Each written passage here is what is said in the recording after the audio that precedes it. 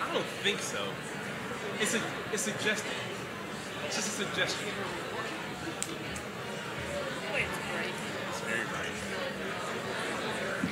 And there's no gavel.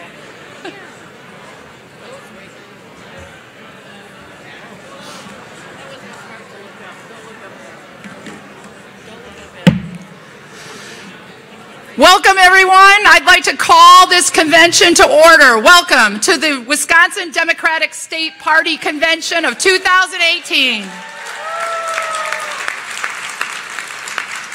We want to thank our delegates, our community leaders, and our activists for joining together to launch our Blue Wave Year.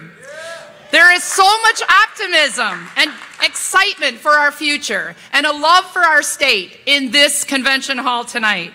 And I'm looking forward to a fabulous weekend that leaves us inspired and ready to get out and do the hard work to win in 2018. I want to welcome all of our elected leaders, our candidates who are running for office this year.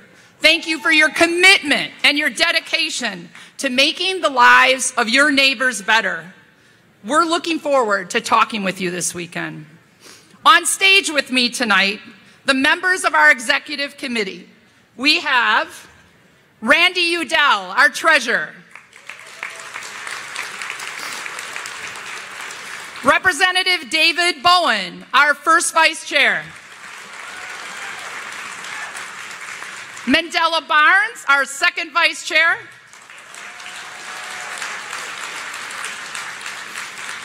And Meg Andrich, our secretary.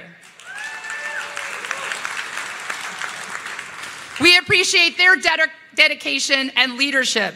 They don't get paid for this job. Our devoted Wisconsin Democratic National Committee representatives are in the house tonight. Martha Love, Senator Janet Bewley, Eau Claire City Councilman Andrew Worthman, and Carrie Pennybaker. Thank you for your commitment to our party.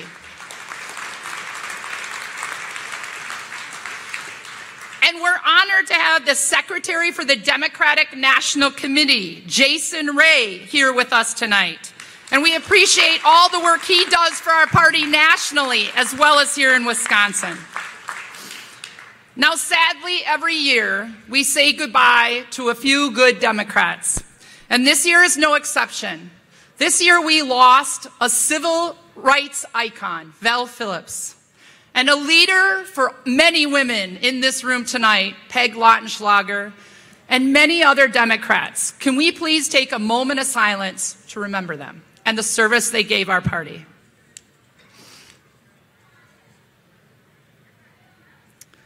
Finally, I want to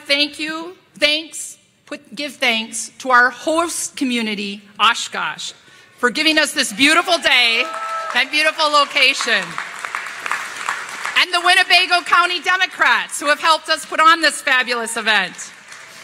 It's appropriate that we're here this year because you know Oshkosh's emblem is a blue wave. And that's exactly what hard work is going to give us this year. In every part of our state, we're going to turn out Democrats to vote and win. And we're going to create a big, beautiful blue wave. So let the night begin.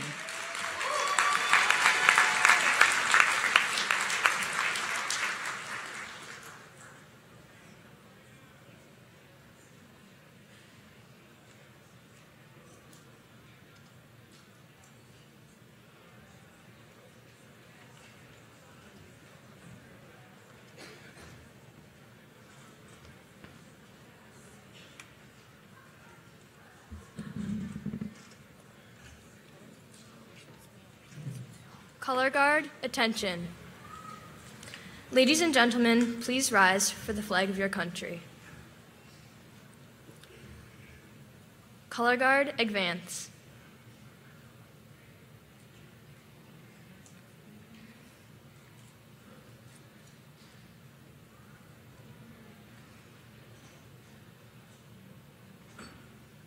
Color Guard, post the colors.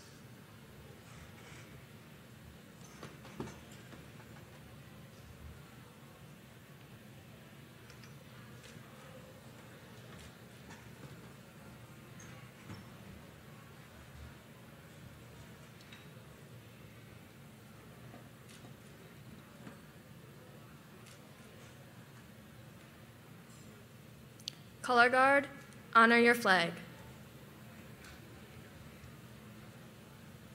Please join us in saying the Pledge of Allegiance.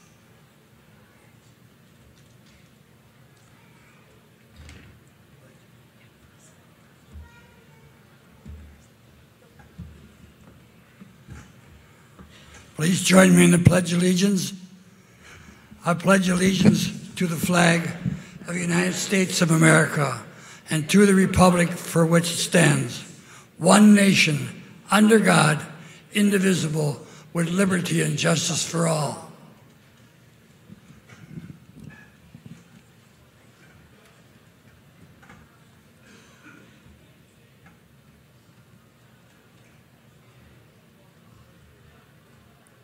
Color Guard, dismissed.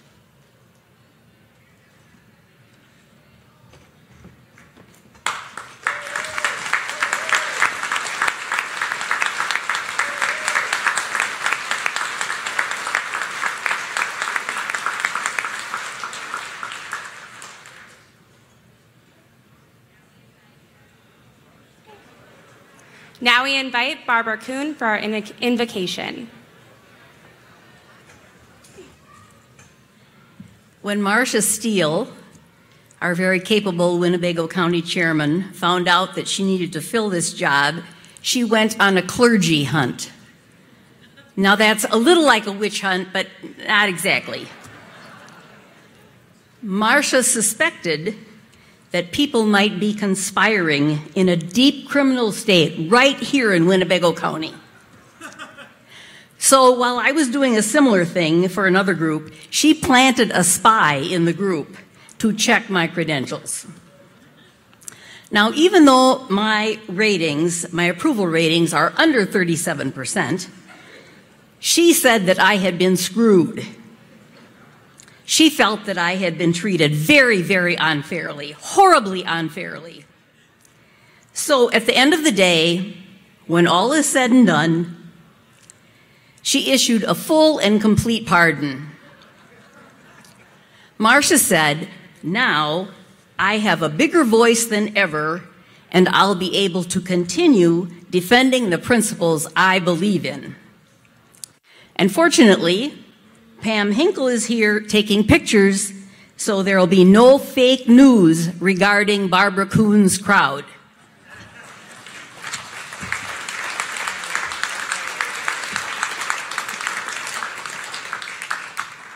Please be seated.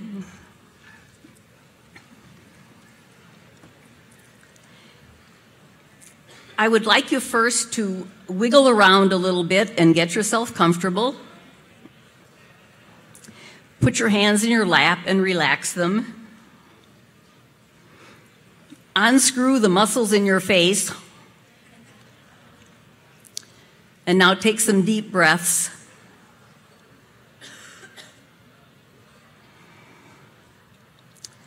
In this moment, I'm setting aside my to-do list, setting aside the argument I had this morning, the unfiled papers on my desk.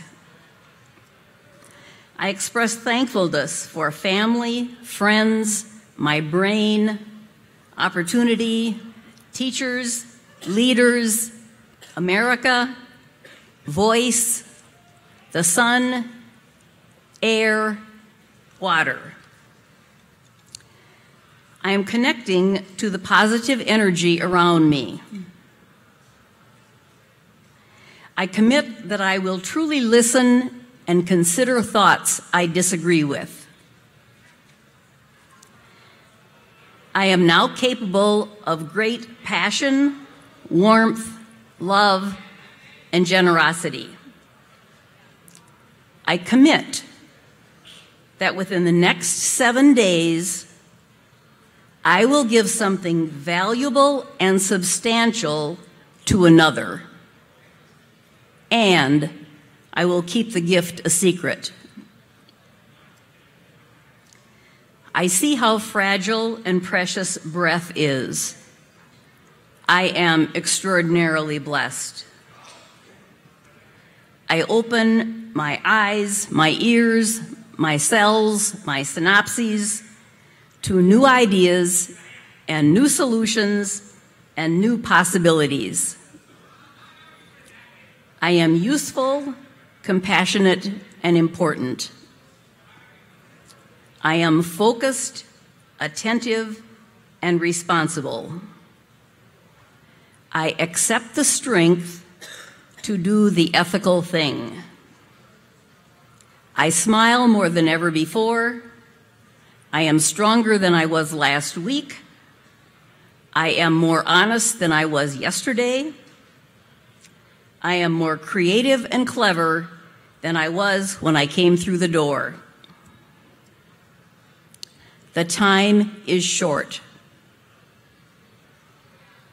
The task is huge. I accept the assignment. Amen.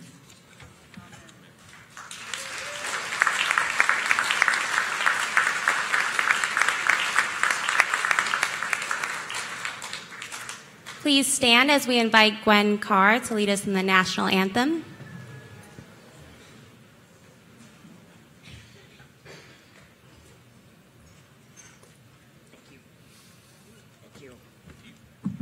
Okay, the national anthem. My name is Gwen Carr. I'm a proud member of the Cayuga Nation of New York, and I have been a Democrat my entire life. Thank you for being here. It is an honor to be able to sing the national anthem for you. And gentlemen, I sing low enough that all of you can sing with us.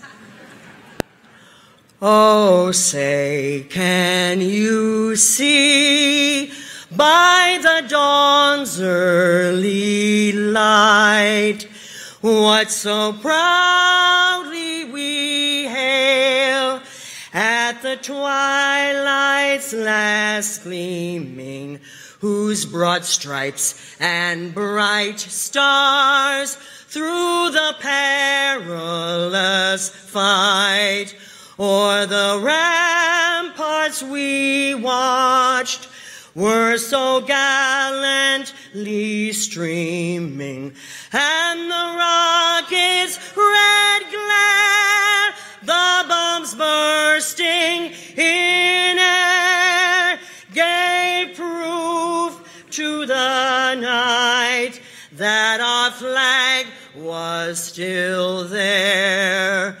Oh, say, does that star-spangled banner yet wave for the land of the free? Think about it.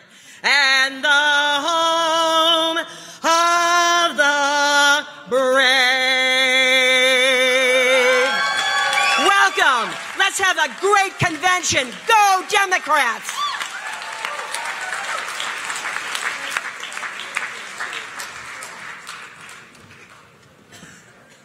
Next, we invite Sherry Richards for our Credentials Committee report.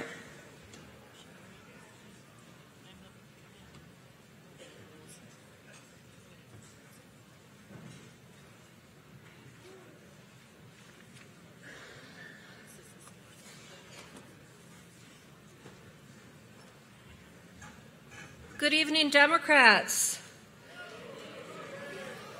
I am proud to announce that as of about 30 minutes ago, this year's convention has 800 delegates, 18 alternates, and 300 guests.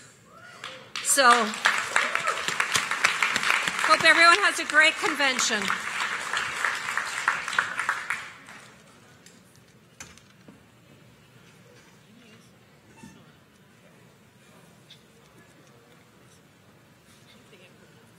For the approval of our convention rules, we invite Meg Andridge.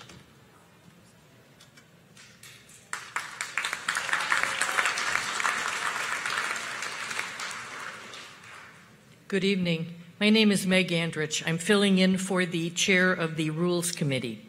The report from the committee is that the committee has met on May 1st and they passed unanimously the rules that will govern this year's convention.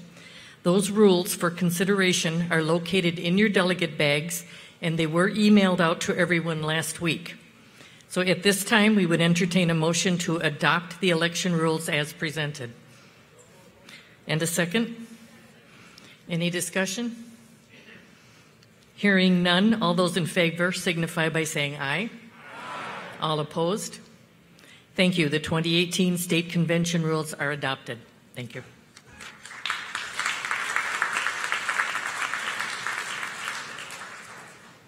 For the approval of our Constitution changes, we invite Lisa Herman.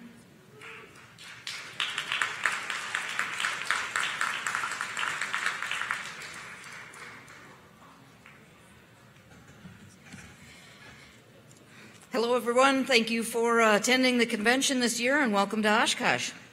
My name is Lisa Herman. I'm the chair of the DPW Constitution Committee.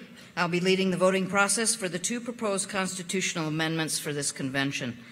The text of those amendments can be found in the packet, your stapled packet, immediately following the state convention general rules that Meg just read. Since the proposals are put forth by a standing committee, they require no motion or second. I will read each proposal along with the rationale for the change put forth by the committee. As per Article 9 of the Constitution, no amendments from the floor are allowed. I will then ask for a voice vote for passage. If a voice vote is inconclusive, we will ask for a show of hands. The first amendment to DPW Constitution Article 6, County Organization. The Constitution and Bylaws Committee recommends inserting the highlighted language and removing the struck-through language as shown below. It will now, revised section will read, Section 3, the officers of each county shall include a chairperson or co-chairs as defined by county governing documents.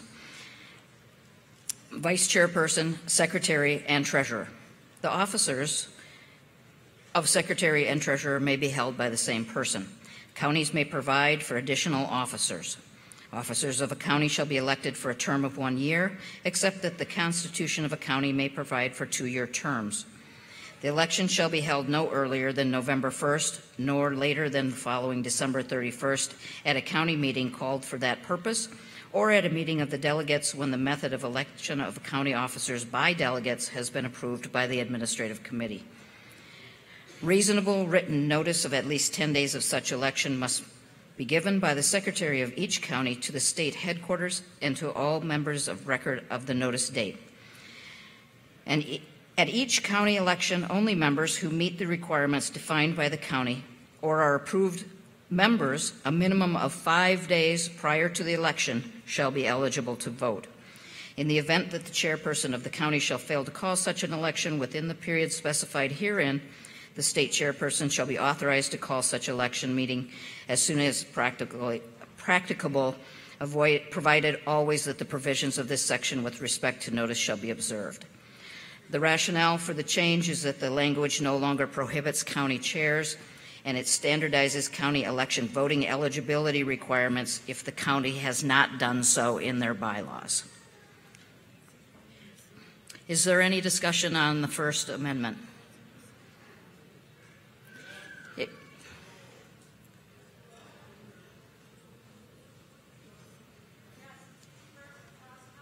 Yes.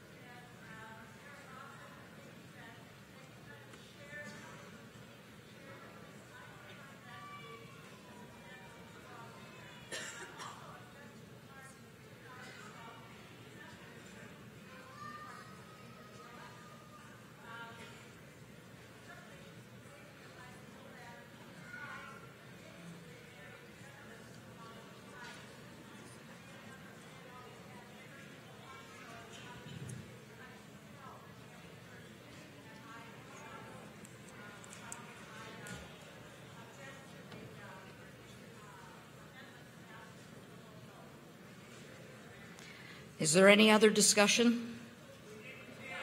Are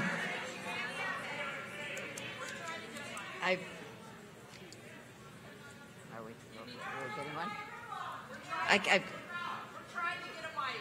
I'm trying to find a word. Okay.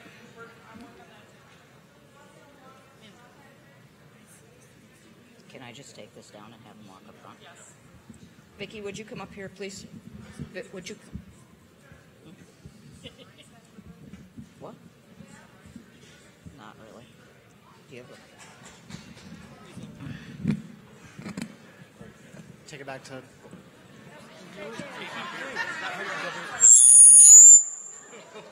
So sorry.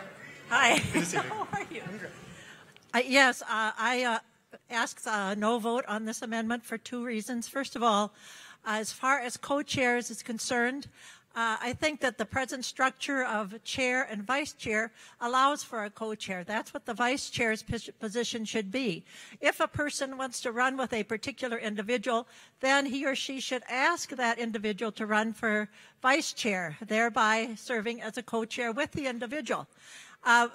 When we have co-chairs, it diminishes the role of the vice chair. Sometimes the vice chair gets left out entirely as far as the leadership structure is concerned.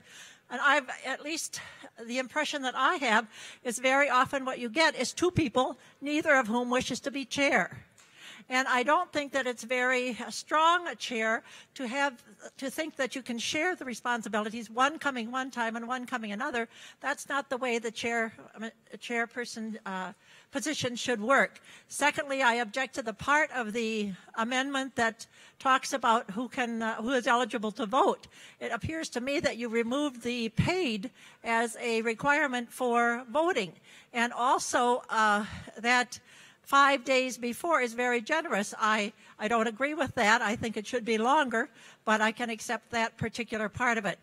Secondly, so I object to that as well, and think that ask for your vote of no on this amendment.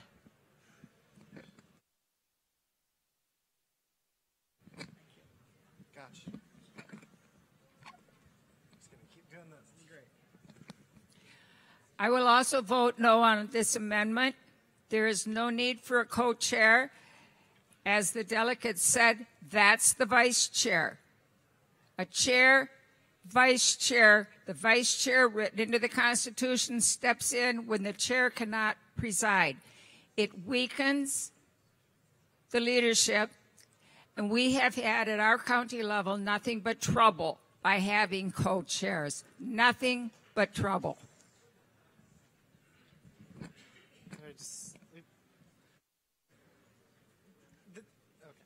They've been staying. I swear I'm going to get there. I don't know. I am following directions. Hi, Michael Smuxta from La Crosse County. I am a co-chair. I found it to be a workable solution for our county. We're able to talk to one another. We're able to talk to one another, test our ideas out, work them through, and I found that the division of work has been beneficial, especially since we have a large county, and it allows us to sort of do a division of labor.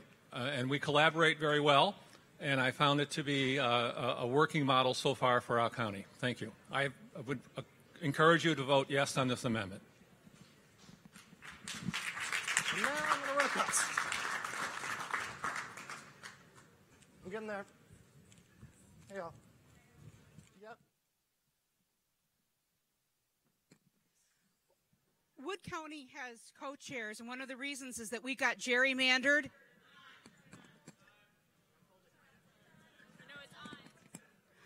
We're a split county. Half of Wood County is in the 3rd Congressional District, and half is in the 7th Congressional District. So we have co-chairs so that we can fairly represent the congressional districts on each end of the county. It's worked very well. We have some separate meetings, some meetings jointly, and it's worked very well. It's not our fault we were gerrymandered, but this addresses that gerrymandering issue for our county.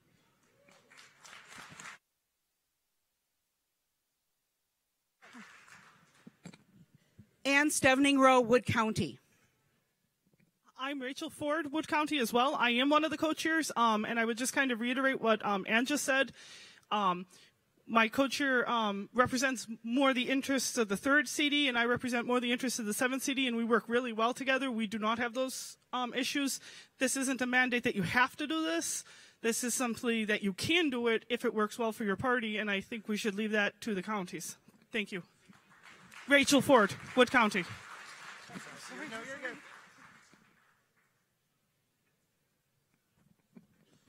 We've heard arguments on both sides. I would like to ask for a vote on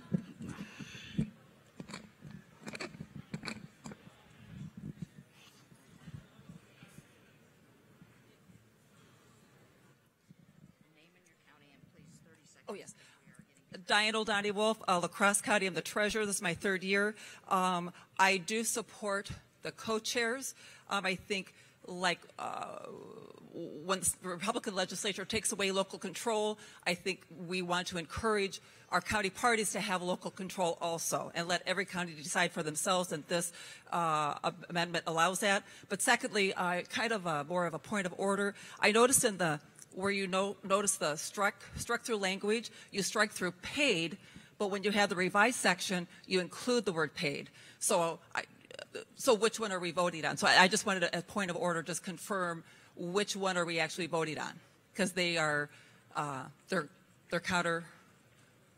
If you notice that the strikes through paid, but the word paid is included in the revised section. So I didn't want us to. I'm not seeing where you're right here. So you say you have it struck through here paid members, but you included it here. Yes, that was an oversight. Well, and which are we voting? And I just wanted to make sure. Now I have to explain how this is.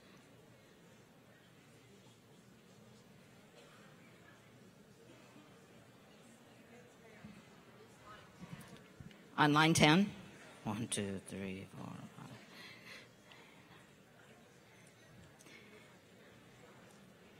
5. Yes, on line 10, where it says to be given to the secretary of each county, to the state headquarters, and to all paid members of record of the notice date. Paid should be struck in the revised section. So that's a typographical error. It should read as noted above for the stricken parts. So can I call for a vote on this amendment? All those in favor say aye. Aye.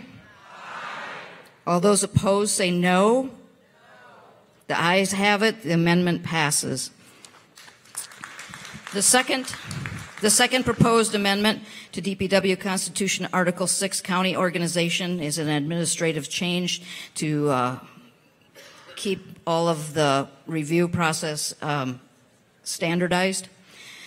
In Section 6, the County Chairs Association is hereby recognized as the official organization representing the interests of the county units and subunits before the Administrative Committee. The chairperson and first vice chair of each county unit or authorized subunit shall become a member of the County Chairs Association by virtue of their election and remain so during their tenure in office.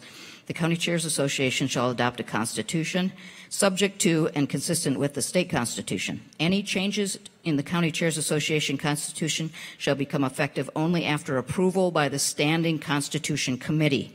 The Administrative Committee may, in its discretion, take such action it deems appropriate to assure the County Chairs Association and its officers are functioning in a manner consistent with the County Chairs Association Constitution and the policies of the Democratic Party of Wisconsin.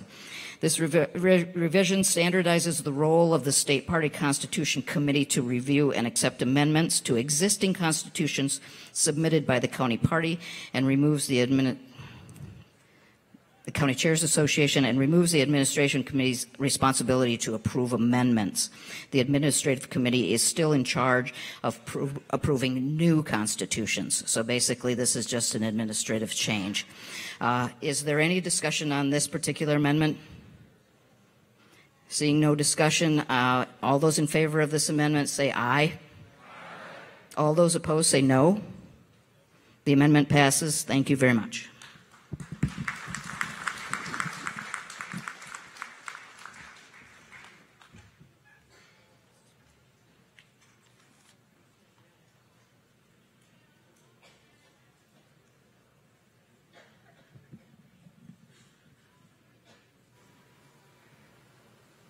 Now we invite our state treasurer, Randy Udell, for the treasurer's report.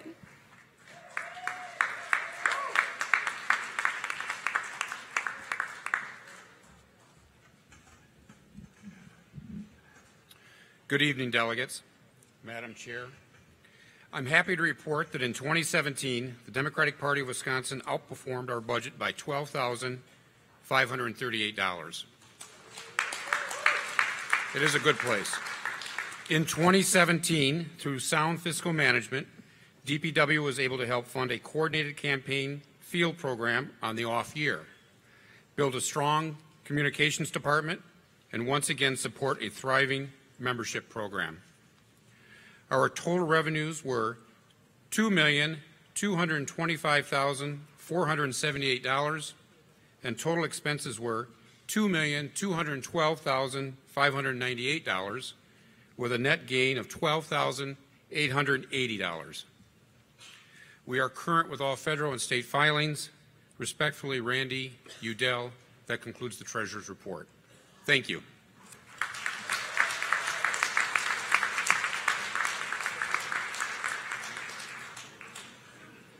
Now we invite our first Vice Chair, Representative David Bowen.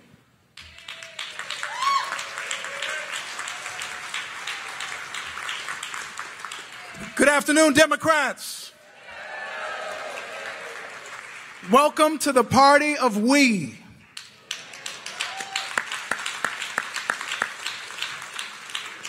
It's an honor to be here today, to see so many Democrats here in Oshkosh. We have energy. We have the wind at our back. I had a chance to engage Democrats in the Black Caucus and the Labor Caucus, and seeing so many bright and shining faces that are ready to get this done. Make some noise if you're ready to get this done.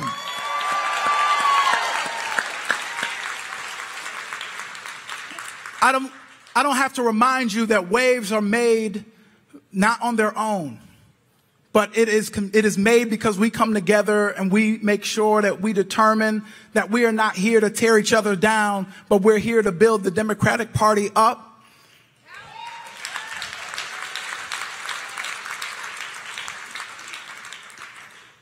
We have awesome leadership under Martha Landon. Give her a round of applause, please.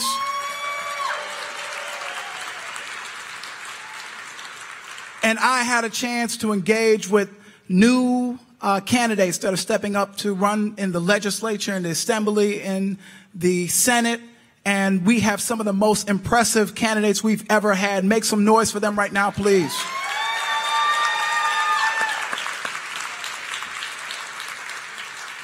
I want you to think about what feeling do you want to feel at the election night party after you've worked your heart out, after you have spent your energy and your passion out talking to every person that you could talk to, calling every individual that you could make sure that you reached out so they knew when that election was.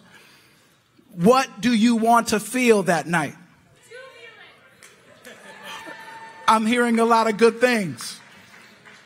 I hope you feel tired. I hope your knuckles ache from knocking on those doors. Your shoulder has a crick in it from holding that phone up. I hope you have a limp a little bit from walking all those miles and talking to all those people. We are going to feel it on election night because we are going to put our energy and our passion first. We're going to put this party first. We're going to put our issues first. And I'm proud to be in this fight, in this partnership with every single one of you. Let's go get them, Democrats. Thank you.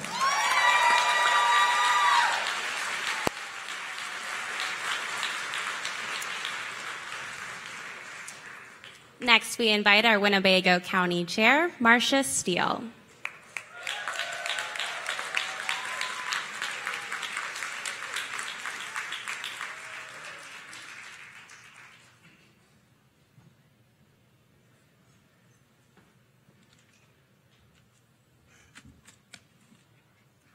Go ahead. Not a good sign. I'll hold it. It's right, exactly. Yes, exactly. Well, good evening, everyone. Thank you. My name is Marcia Steele, and I'm the chair of Winnebago County Democratic Party, and I want to welcome you all to Oshkosh. Oh, a little closer? Okay. Usually when my Democratic titer gets low, I encourage my husband to take me down to Madison to get my booster shot. So I am thankful for all of you for coming up here. It'll save him a very expensive day. So thank you. So I just want to share a short story with you. At a meeting last week, we were strategizing on how to get Winneconne and other rural and smaller towns more involved. One of the residents from Winneconne stated, "Winneconne feels like the appendix of Winnebago County." And that got me thinking, Winneconne feels less important than Oshkosh? Does Howard feel less important than Green Bay? Is Sparta less important than La Crosse? That blue wave that we keep hearing about, the one that is getting bigger and bigger with each election, is because we all know that each city, town, village that we knock or call or engage with adds to that wave. Everyone in these seats is just as important as everyone on this stage, just as important as the candidates, just as important as all the elected officials. Now, this is my dream. On November 6th, Rachel Maddow is on, and they break away to Steve Kornacki. And he's got his charts, and he's breaking away to Winnebago, Wisconsin. And he goes, "Well, folks, you know, we knew Milwaukee would come through. We knew Madison would come through.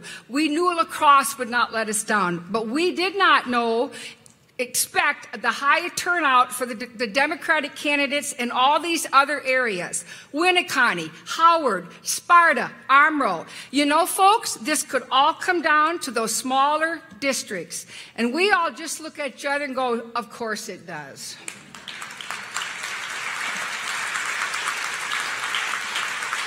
Thank you. That being said, I want you to take some time tomorrow to visit Oshkosh, in spite of all the little one-way roads that we have and all of that. Main Street is right over there. It's the first day of the farmers market. It's going to be really great.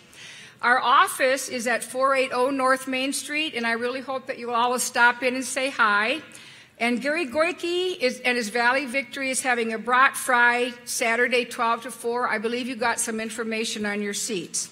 And one other thing, I have 1.5 minutes left over, and I donated it to the highest bidder, and that goes to Gordon Hintz. He'll need it. Thank you.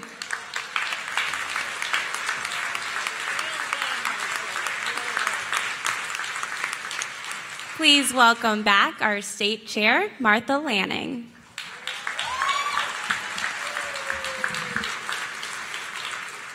First, I want to get us to recognize those wonderful young Girl Scouts that came and served our colors. And to a true blue veteran, Bernie Faust, who led us in the Pledge of Allegiance. Well, everybody, 2018 is going to be one heck of a Democratic year. We're excited, we're fired up, and we are winning! But as a few people have told you, that blue wave isn't something that's just going to occur. It's something that we must be committed to, that we must work hard for. And I know it can happen, and here's why. Because people are eager to help candidates and get out and vote for candidates who have democratic values. Because democratic values are Wisconsin values. We believe that Wisconsin hard work, ingenuity, and prosperity builds an economy strong for all of us to benefit. We believe that Democrats believe that all people should have access to affordable, quality health care. Good paying jobs, clean drinking water, fully funded classrooms, universities that are economic engines in this beautiful state, and by gosh, safe roads without potholes. We believe that instead of families living paycheck to paycheck, we should be able to afford the necessities and still have a little bit left over, so maybe you could take a vacation, save for college or retirement, pay off some student loans, or even launch a new small business. To paraphrase the late Senator Wellstone, Democrats believe that when we all do better, Wisconsin does better. And we're lucky to have a U.S. Senator that really gets that. Senator Tammy Baldwin puts Wisconsinites first.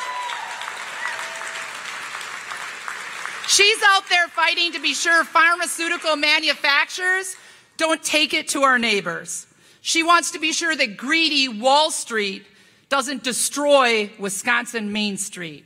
Tammy believes in Wisconsin, and we have her back. Now, so do all of our candidates for governor. The field is filled with all kinds of talent who can do a far better job than Scott Walker. And they are all unified behind the belief that when we work together and we create opportunity for all Wisconsinites, we do better individually and as a community. It's high time our state was represented by a whole lot more people who care about us instead of our top-tier donors. And you know what? Wisconsinites agree with us because we elected Senator Patty Shockner and Supreme Court Justice-elect Rebecca Dallett. Two inspirational, dedicated women who led with fairness, kindness, and in the belief that everybody deserves an opportunity to succeed. Now, our theme for this convention is Believe in Wisconsin. And for the past 8 years, we have seen the hardships the Republicans have caused by deliberately dividing Wisconsinites. Their record proves they have repeatedly put foreign corporations, the elite wealthy donors, the NRA, Big Pharma, and other special interests before all of us. Now, their plans aren't working for Wisconsin, and quite frankly, Scott Walker knows it. Governor Walker's agenda has left our state falling farther and farther behind. We're dead last in the nation in entrepreneurism. We have the second worst roads in the nation. And now they just labeled us to have the third highest percentage of people falling out of the middle class. No wonder he's been sending out those late night tweets. He's in a panic. Now, a year ago, I told you that together we would build a field organizing effort that couldn't be beat. And thanks to you and an amazing staff, that's what we're doing. We have 140 neighborhood teams all over this state ready to take action and help us win. When I see such enthusiasm, I know we're going to beat Scott Walker. We're going to elect Senator Tammy Baldwin. And we're going to flip seats blue up and down the ticket because Democratic values are Wisconsin values. And we believe in Wisconsin. And in a few minutes, we're going to get an opportunity to have the inspiration from our great leaders, our candidates, and our rising talents who embrace our shared Democratic and Wisconsin values. They're going to work hard, and then we're all going to work hard over the next 5 months to be sure that November 2018 is the blue wave we have always dreamed of. I have a quick housekeeping moment. Many of you know we have quite a few candidates to talk tonight. And we discussed how are we going to do this and not have you here till 2 o'clock in the morning. And the way we're doing that is our candidates are on a timer. There's a little box up here that tells them they get 5 minutes as a gubernatorial candidate. So keep that in mind with your applause. They're going to want to talk. So a little applause is good, but not too much that you take their time away. Tonight's going to be a great night. Please enjoy. I can't be happier to be the chair of this party.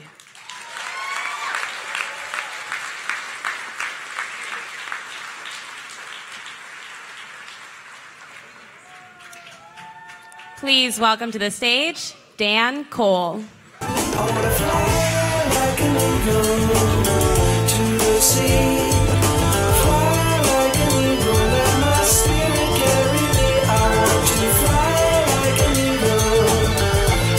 Free, oh, through the Hello, everyone, and a big welcome to the 6th Congressional District. Hear, hear, 6CD. Who here is fired up for a whole lot of change come November? Well, I am too, and I have been so energized by all the great energy I have seen across the 6th and all across this great state.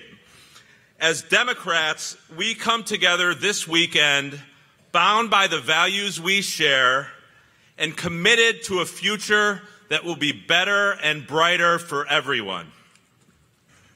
We gather as Wisconsin Democrats united by a shared commitment to economic fairness and greater opportunity. We bring a shared understanding of the value of teachers and the importance of investing in public education. And we bring a shared recognition that in the United States of America, goodness and greatness go entirely hand in hand. And there is no doubt that we gather here in Oshkosh united in our common belief that 2018 is going to be one hell of a great year for electing Democrats.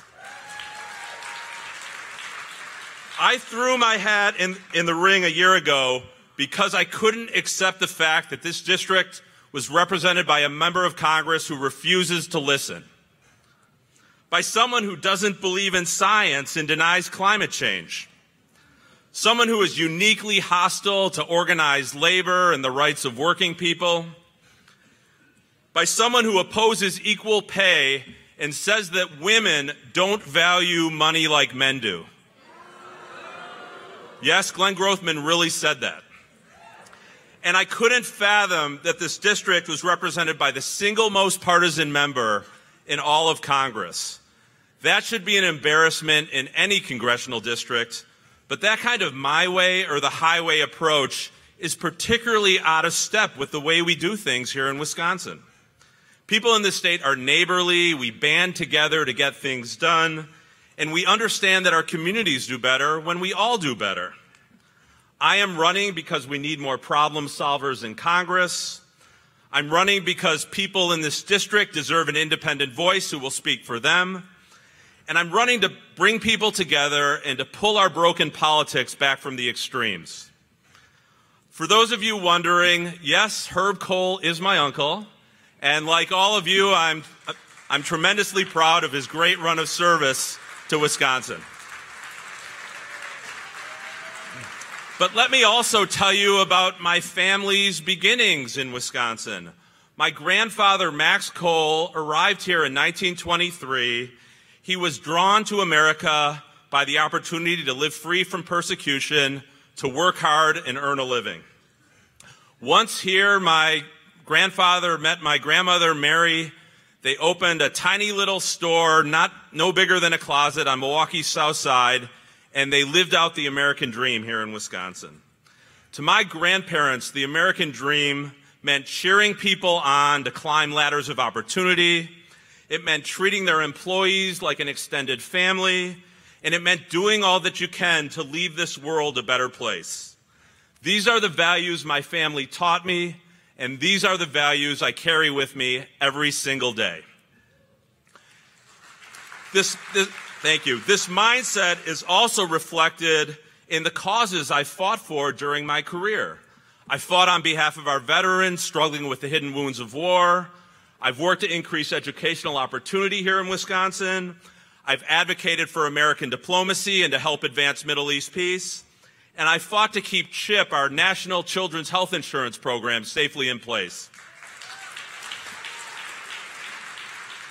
Those issues reflect the kind of society I think we all deserve. So if Glenn Grothman and the Republicans want to attack me for promoting these causes, I say, bring it on. We see what's coming in November, and so do the Republicans. And you know what? This is a seat they are particularly worried about. That explains why the Koch brothers are singling out my race and rewarding one of their most reliable rubber stamps in Washington. Republicans are nervous. They know if November is a referendum on lowering health care costs or working for an economy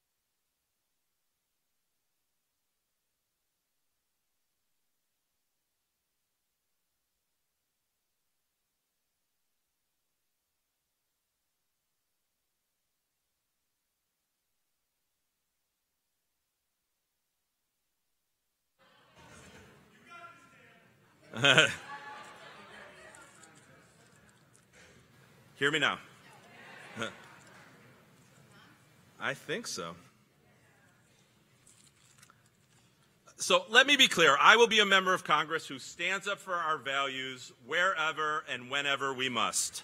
That's why I will fight for an economy that works for everyone. That's why I am so opposed to a Republican tax scam that's so heavily tilted in favor of the wealthiest and sets the stage for an assault on Social Security and Medicare. And that means demanding that health care coverage is a fundamental American right.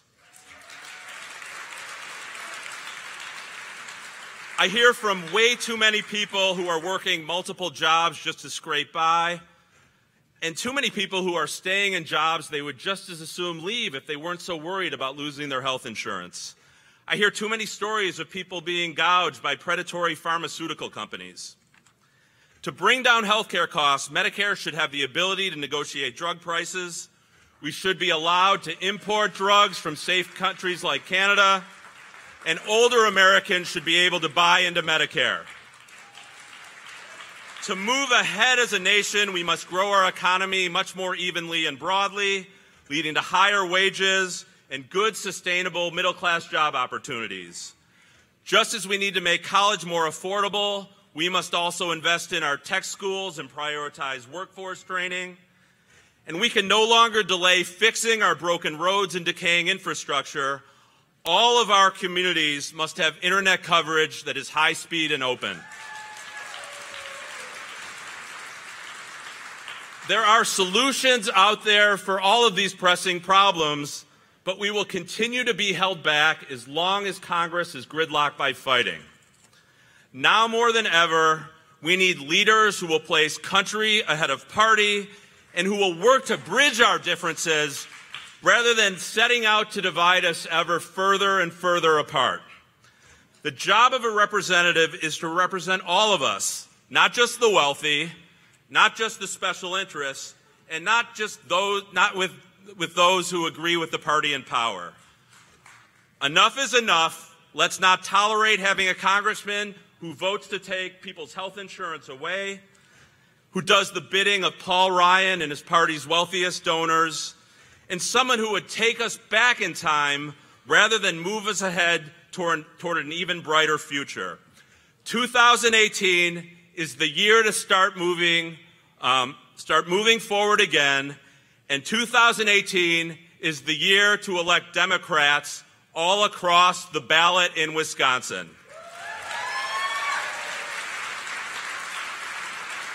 Let's work together. Let's make that happen. Thank you, everyone, so much.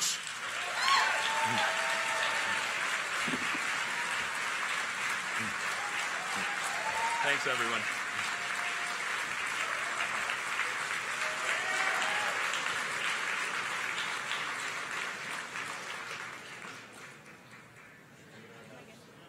Please welcome to the stage, Kelda Royce.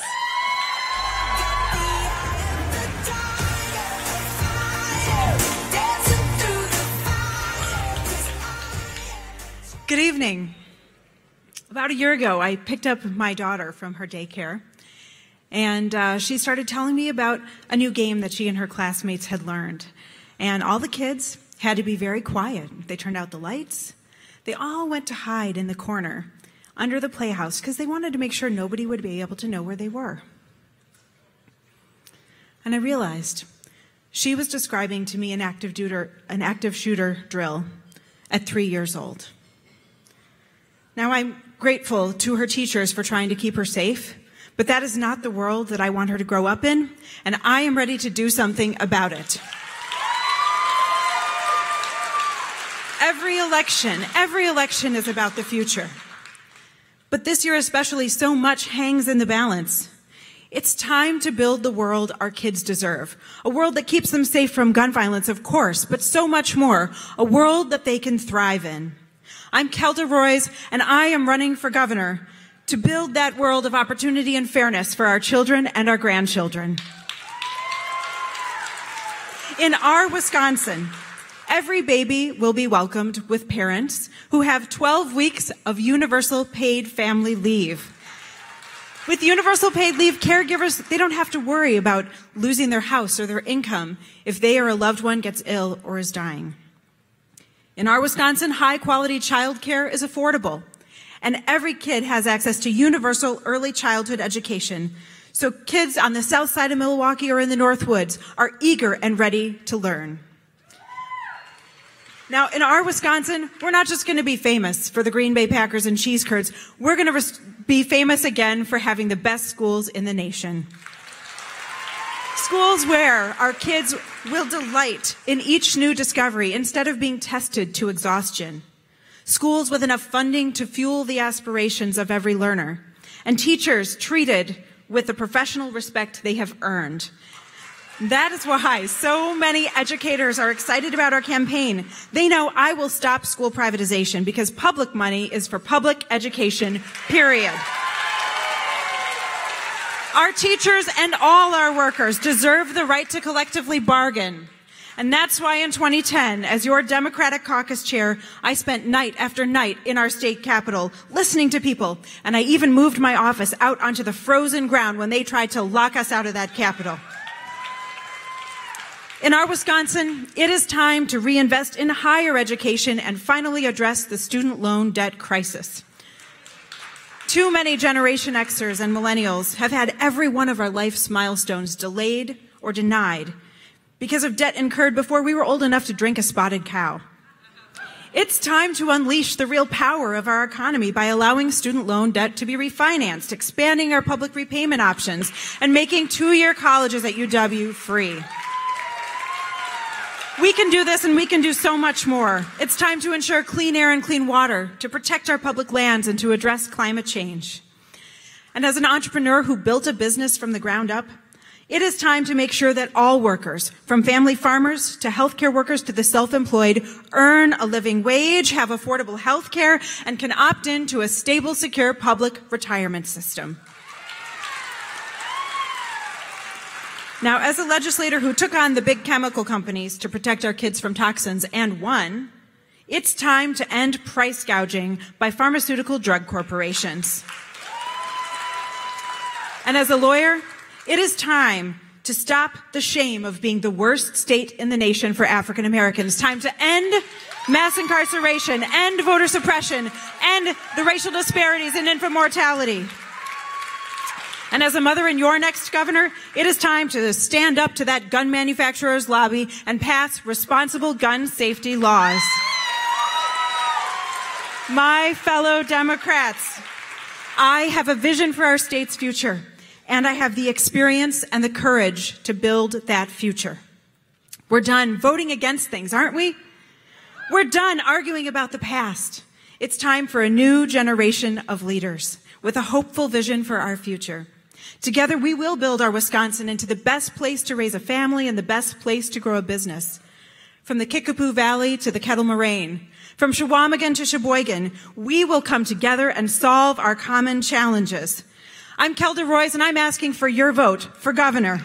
Let's build a Wisconsin of opportunity and fairness for our children and our grandchildren to live in, to thrive in, to be proud of, and to call our home. Thank you so much. Thank you.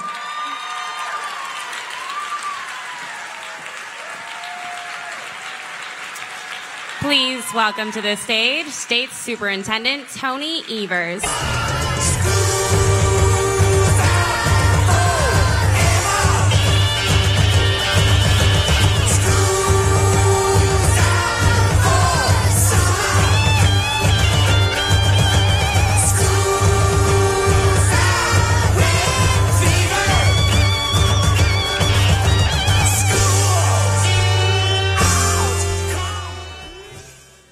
For summer.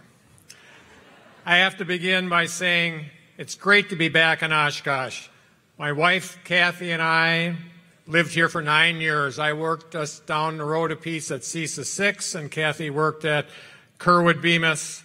Our twins, Katie and Nick, graduated from Oshkosh West. We absolutely love living here, and it's great to be back in the Fox Valley.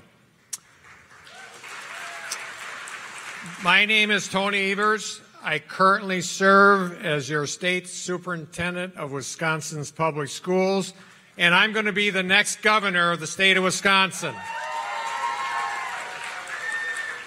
I am a proud Plymouth progressive, and if you don't know about Plymouth, it's the cheese capital of the world, and the reason we know that is it has a big sign downtown that says cheese capital of the world. I met my wife Kathy in kindergarten. Our first date was junior prom. We lived all across central Wisconsin, from Baraboo to question, why are you running for governor? People say, Tony, we need you to stay where you're at. We need you to keep fighting for our public schools. And frankly, folks, that is exactly why I'm running for governor. I truly believe in our kids, and what's best for them is best for our state and best for our democracy. I'm running for governor because I'm goddamn sick and tired of Scott Walker gutting our public schools, insulting our hard-working educators, and destroying higher education in Wisconsin. Over the last 4 general elections, over 1 million people from Wisconsin have voted to raise taxes on themselves because Scott Walker has refused to failed to adequately fund our public schools.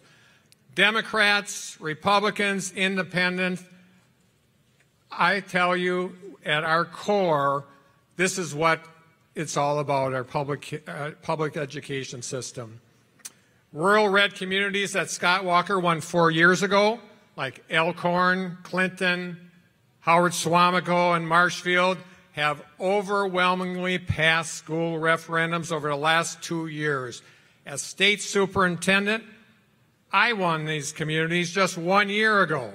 As your governor candidate, I will win these communities next November.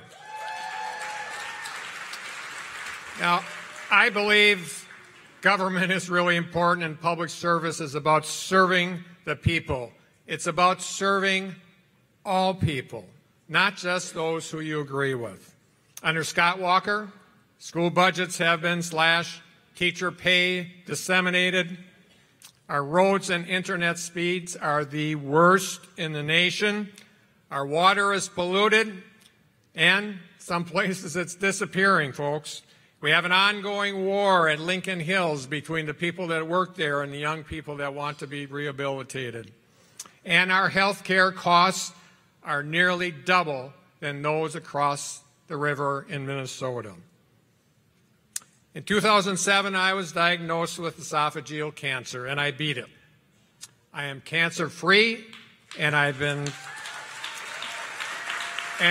been cancer-free for the last 9 years. But like many Wisconsinites, I live with that pre-existing condition. Health care is a right. And as governor, I can promise you not only will we protect those with pre-existing conditions, but we'll also take the Medicaid money, the expansion money. I beat cancer, and I can beat Scott Walker. As a state, and as Democrats, we have a huge decision ahead of us in August, but here's the facts. I have a double-digit lead over our Democratic field. I'm leading Scott Walker by 4 points. I've won statewide elections 3 times. I've actually run things, run a school or run a school district. I'm now in charge of an agency that's ultimately responsible for 860,000 kids and 100,000 adults that work with them. We can win this race next November. We must seize the day. Thank you so much.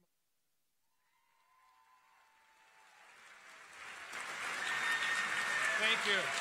Thank you. Please welcome to the stage, Malin Mitchell.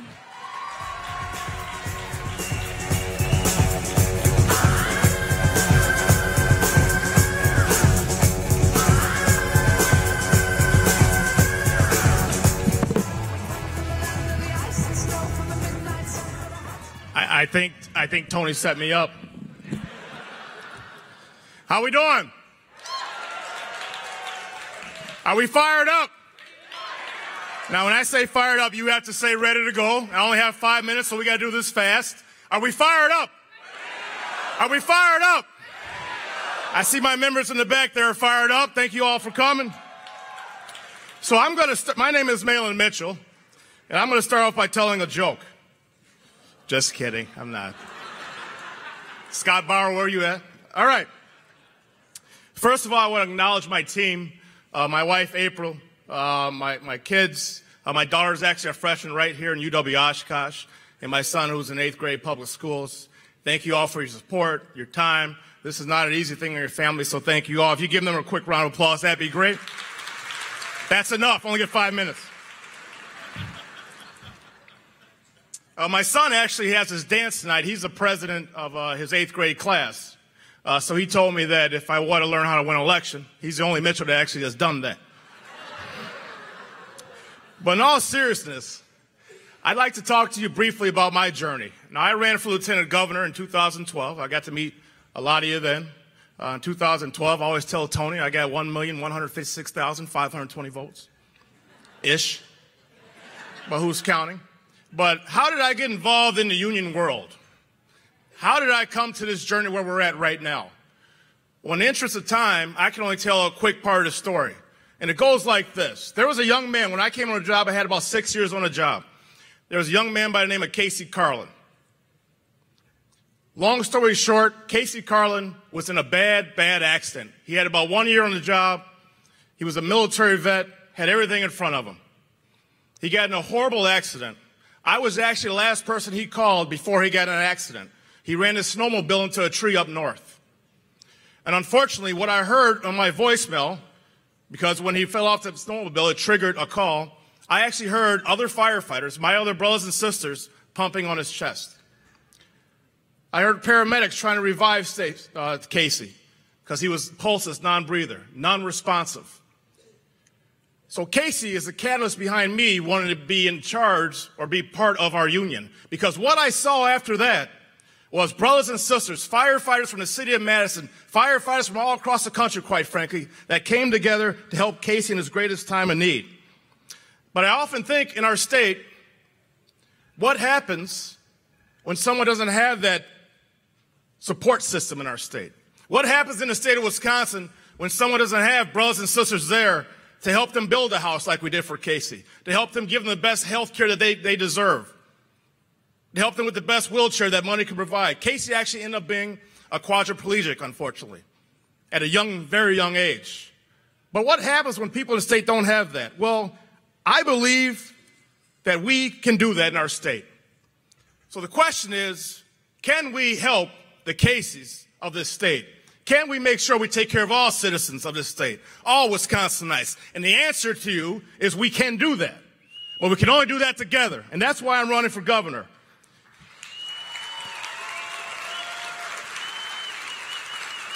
Because we need, as firefighters, when our community's at their worst, we respond and we have to be at our best.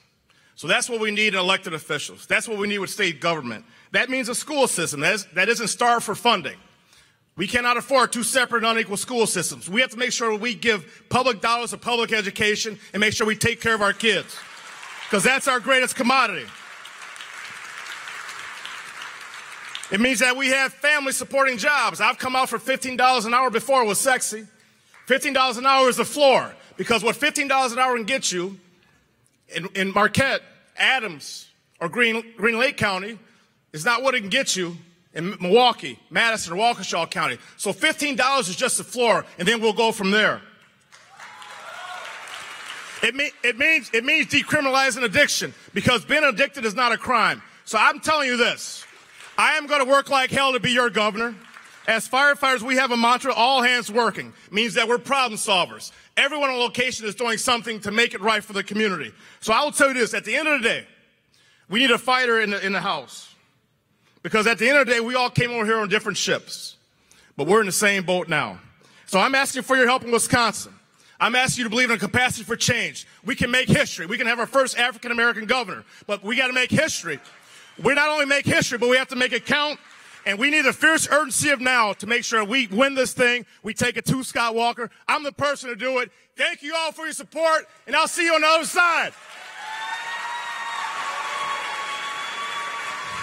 Please welcome to the stage, Andy Gronick.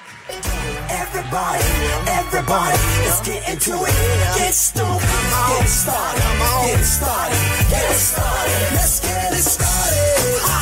Let's get it started in here. Let's get it started. All right, let's get it started. Who is here to beat Scott Walker? Darn right. Well, so am I.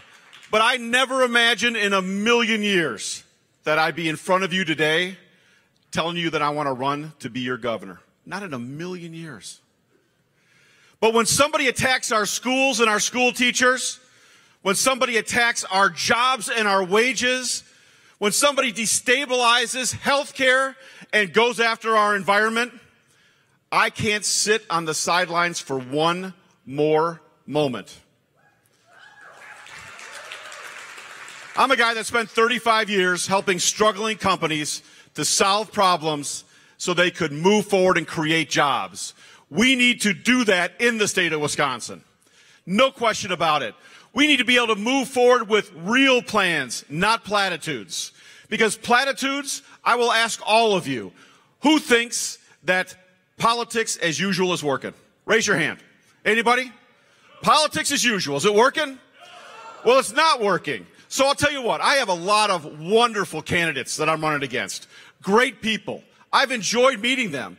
But the bottom line is Scott Walker has beaten the establishment politician 3 times in a row. So I want to ask every single one of you, do you expect to do something over and over and over again and have different results? Anybody?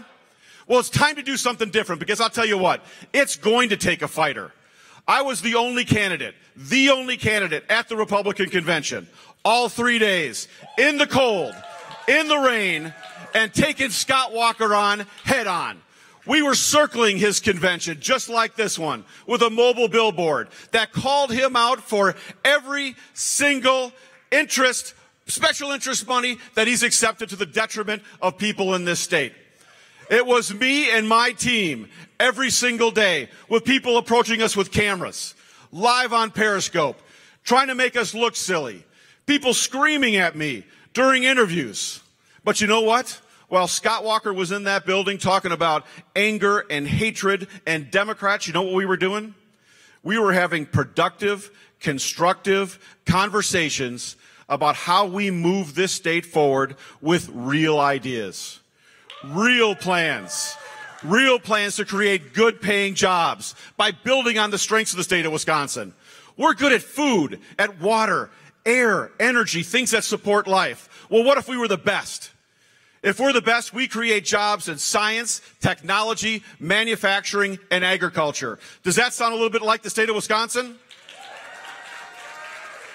Think about it. Scott Walker went out and spent almost $3 billion with no revenue guarantees whatsoever to try to make Wisconsin into the Silicon Valley of the Midwest. That's not who we are. This is a man who came in and he had a divide and conquer strategy, right? Let's attack our school teachers. The people who are the most direct connection to great education in the state of Wisconsin. That was his plan. Let's attack health care. Let's destabilize health care and then be that governor that says, I'm going to introduce a Health Care Stability Act. Like all of a sudden he's coming in to save something that he wanted to destroy. Well, I'll tell you, the first people that are at risk are the people who he said he's got your back. And that's rural areas, period. And if rural health care goes out of business, what happens to all those jobs? Well, they go away, right? And then those cities die even faster than they're dying right now. Well, not on my watch. I am uniquely equipped to go toe-to-toe with Scott Walker. I can't wait to go toe-to-toe with Scott Walker and have him give me some of that open for business nonsense. Because for 35 years, I not only built my own business to one of the largest of its type in the world, but I helped other businesses to be successful. I can't wait till he throws out 2.9 unemployment, right? 2.9. Well, you know what, Scott? Go knock on some doors in the state of Wisconsin and see what you find, because what you're going to find are people that are not home because they're working that second or that third or that fourth job and they're barely getting by. People everywhere tell me, I do not think I'm going to make it. Not in my Wisconsin. I don't think I'm going to make it. Be able to buy my...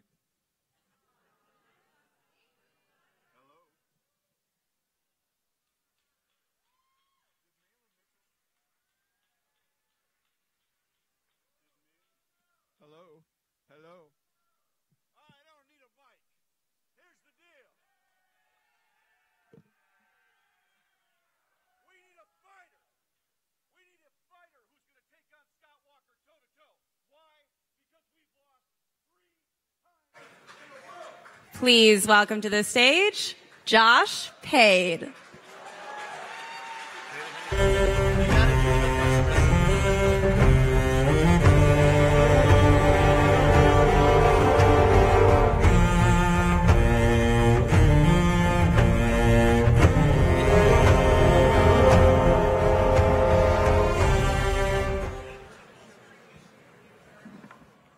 Good evening, Democrats. My intro music was a little bit of a inside joke to all the nerds in the audience because, like Game of Thrones, we're going to defeat a walker this fall. I am so excited. You know, we go around and we hear this myth by the Republicans that Democrats are angry. I don't know who they're talking about because I've been walking around this convention center all day, and you know what? There's no angry people here. We are excited, we are focused, and we are going around the entire state of Wisconsin getting organized with some of the best crop of candidates I've seen in my lifetime in the state of Wisconsin, and I'm so proud to be standing up here with them. If there is one message that people are going to take away from this convention, it's that Democrats are united for a change, and we're going to make that change happen for working families all across the state of Wisconsin. This November, we are going to have a big decision to make. All across the state of Wisconsin, voters are going to go and they're going to decide whether they're going to have 4 more years of cronyism, trickle-down economics, divisive politics, and lower expectations for people who are going into school, graduating from school, starting a job, or trying to find a new job. We can change that trajectory. We can make it so that working men and women have a new hope and make a different decision, a real choice. But it's not just going to happen because we want it to happen. We have to work for it. We need leadership, a fresh start, and a new vision for the state of Wisconsin. We need a leader that can inspire Democrats and progressives all across the state of Wisconsin and present a bold vision that will take us forward. We're not going to do it based on establishment politics or based on talking points driven by polls or consultants. We're going to do it by being who we are, talking to our neighbors and listening to voters in every county and every part of the state. I'm not a typical politician, but like so many families, my life was impacted by politics, and that's how I got into this. I grew up, born and raised in Kenosha, Wisconsin. Any Kenosha people? My family came here in the early 1800s to raise Racine in Kenosha, and I'm a proud product of southeastern Wisconsin, but I've had the opportunity to live and work across the entire state. I was born in a middle-class family, and we were struck by tragedy when my father died when we were young. And I saw what it's like for my mom to be a single mom and struggle to find health care, struggle to get food on the table, to figure out how we were going to pay the utilities. And what that meant for me, it meant putting off my dream of becoming a lawyer and going to college to work. And I traveled all across the state of Wisconsin working in the grocery business, working in central Wisconsin, here in the Fox River Valley, and in the western part of the state. I learned what it's like to be a servant leadership. I learned what it's like to live and work in all these different communities, understand what their needs are. And I took that, and then I finally had the opportunity, once my siblings were old enough, to go and work my way through college and law school and dedicate myself to public service. I went to Capitol Hill and I fought to have an economic system that wasn't rigged towards the rich. And then I worked on campaigns, volunteering and organizing for candidates that were willing to go out and stand up for what they believe in. And now I want to bring that leadership to Wisconsin. I want to bring a new perspective and a new face to democratic politics and progressive economics. I believe that pro-growth and progressive are not opposing values, that we are pro-growth because we are progressive. We are going to set forth an economic agenda that will keep young people here in the state and encourage them to start businesses or go to new jobs. We're going to have an economic development plan that focuses on growing business inside of Wisconsin rather than giving corporate welfare to large corporations and poaching companies from overseas. We're going to have an infrastructure plan that gives broadband internet to everyone in the state of Wisconsin and safe roads to everyone in the state of Wisconsin. But most importantly, the only way we're going to do this is if we listen and we hear and empower voters throughout the state of Wisconsin. So as part of my campaign, we're going to do a My Wisconsin Idea listening tour. We're going to go to different cities across the state of Wisconsin, and we're going to bring in people from the community who are living these policies every day and talk to them and talk about their ideas for the state of Wisconsin. And that is actually going to start here tonight in my hospitality room. We have the My Wisconsin Idea board. And I encourage all of you to come and put your idea. What is your big idea for the state of Wisconsin? And put it on that board, and we're going to feature it. And we're going to show that ideas and the future is right here in the Democratic Party for the state of Wisconsin. Thank you so much. Please welcome to the stage Congressman Mark Pocan. It's magic. If the music is groovy, it makes you feel happy like an old-time movie. I'll tell you about the magic and the free your soul. Hello, Wisconsin Democrats. It is great to be here with you all. Weren't those gubernatorial candidates awesome? And we have more coming later. This room is full of a lot of energy because of the last year. Think about the last year. Donald Trump and Mike Pence in the Oval Office. Paul Ryan and Mitch McConnell running Congress. And Scott Walker in Wisconsin. Now, normally at the convention, I'd give you a little good, bad, and ugly of the last year, but unfortunately, with government control under the Republicans, there is only bad and ugly. Federally, Donald Trump connected with voters by saying he was going to drain the swamp. Instead, he just dredged it larger and built a high-rise luxury condo on it. It is more swampy than ever. Just look at his cabinet. His corruption in government, his tax breaks for GOP donors, his cozying up to the gun manufacturers over school children, and his fondness for racists and neo-Nazis. This guy knows swamps. And in Congress, Paul Ryan has been complicit in everything that Donald Trump has done. He sat at the president's side, rolled over, and let him rub his belly. And while he got his GOP donors some big tax breaks, the rest of America was just left with fleas. And here in Wisconsin, poor Scott Walker. Election year, he's trying to make up for the last 7. Money for schools, expand health care. Here's $100. Can I mow your lawn? Sorry, Scott, but that's not going to make up for your record of the last 7 years. Folks, this is GOP governance. National scandals and election fixing, tax breaks for the wealthiest in this country, and tax breaks to foreign corporations in Wisconsin that benefit the fewest possible in this state. The good news? Well, everyone is starting to get it. In this country, since Donald Trump has got elected, there have been special elections for state legislative seats across the country, including Wisconsin. 41 seats have flipped from red to blue, and only 4 the other direction.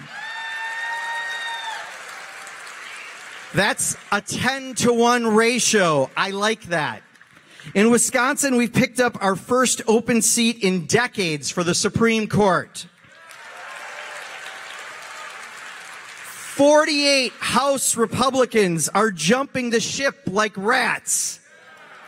And people across the country are standing up and speaking out, and they're not taking it anymore. And in Wisconsin, we are especially poised for victory. In the U.S. Senate race, have you heard about Tammy's two GOP opponents? Diane Hendricks and Dick Uihlein. Well, I guess that's their billionaire puppet masters. But look, Tammy Baldwin is one of the brightest lights in all of the U.S. Senate.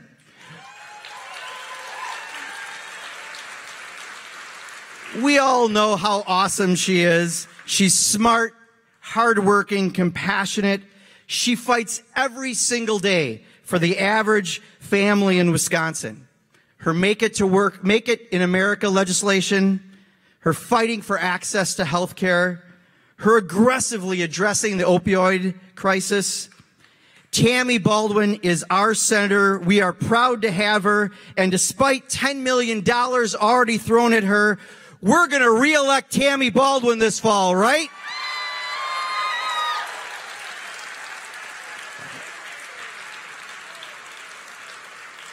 We have a great field of candidates for governor. Now, I don't know if you remember, last year at convention, I lamented how the GOP was saying that we were so afraid to take on Scott Walker that we couldn't field a candidate. And I told you, don't worry, we will have some great candidates. Well, I didn't underpromise, but maybe I over-delivered a bit. But we do have some great candidates. And look at the Scott Walker record. Cuts to our K-12 education system. No expanded Medicaid for people in Wisconsin. Blows to the UW system. Some of the worst roads in the country. Laws that make it harder for people in rural areas to have broadband. And the cherry on all of this, Foxconn. Now, Scott Walker is right on this one, well, at least partially. This is a con. Unfortunately, it's on the people of Wisconsin. We all get to pay a bunch, $4.5 billion for the next 25 or more years instead of fixing your favorite road Scott hole or providing desperately needed funds for education or protecting our water or environment.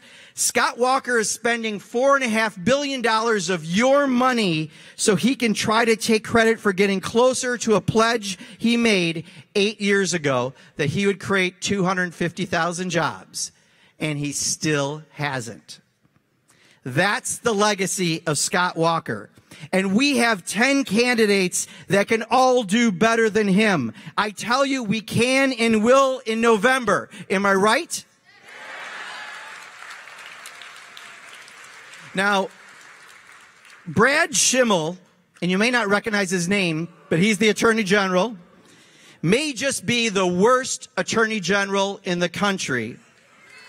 But he's certainly the worst Attorney General we've ever had in Wisconsin. He fights us over our voting rights. He's ignoring major lawsuits by other attorneys general in the country on keeping the internet free and open and on fighting soaring prescription drug prices. He attends bigoted conferences to put an exclamation point on how out of touch he is. And he has a huge backlog on rape kits, so big that he's finally getting around to dealing with some of them only after getting the nickname Backlog Brad.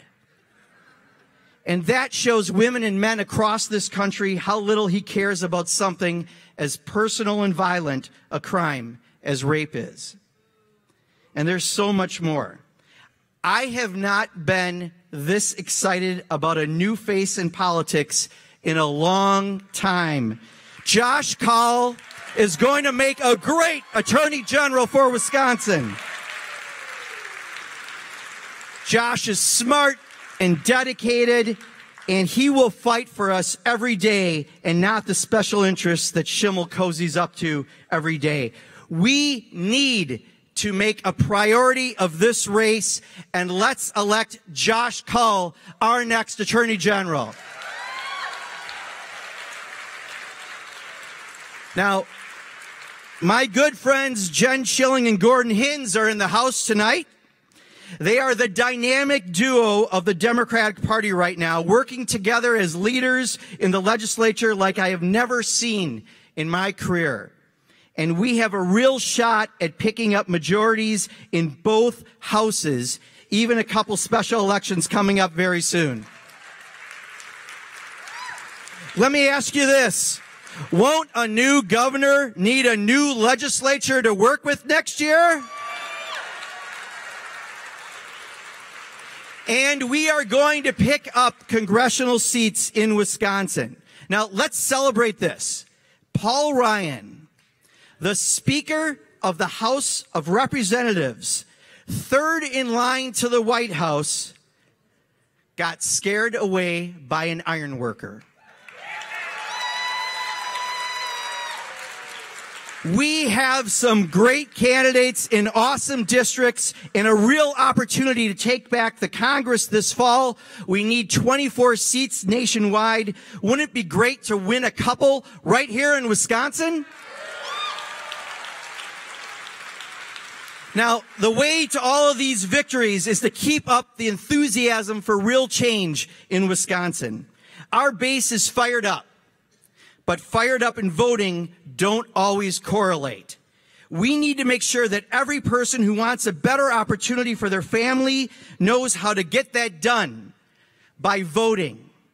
We need to reach out to all those people who thought Trump was serious about draining the swamp, only to find out he made it bigger, and let them know that they have a real alternative. And we need to reach out to all those people that disagree with Democrats on the issue, who agree with Democrats on the issues, but have been disillusioned by Russian bots and alternative facts and lots of other reasons that there is a difference between the parties, and the only way they will realize that is if they get out and vote.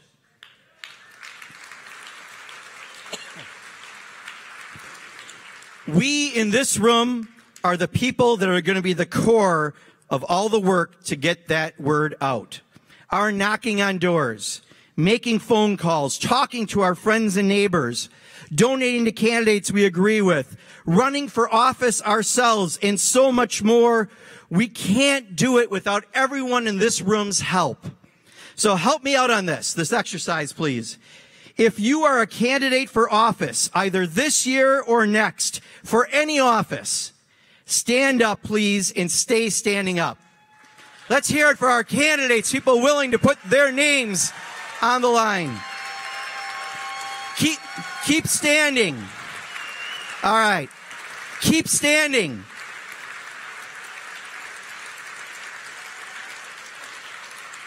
All right, candidates, you keep standing. If you plan on knocking on doors this fall or this summer, I want you to stand up. And let's hear it for everyone willing to knock on doors. If you plan on making phone calls this fall, stand up and let's thank those people for making phone calls. And if you plan on talking to your families, friends, and neighbors about Democrats on the ballot this year, stand up and let's thank them for all of that. If we stand up this fall, we will stand down the failed policies of the GOP. We can do it. We can take back Wisconsin and our country. Standing together, we cannot lose. Thank you very much, Wisconsin Democrats. Thank you.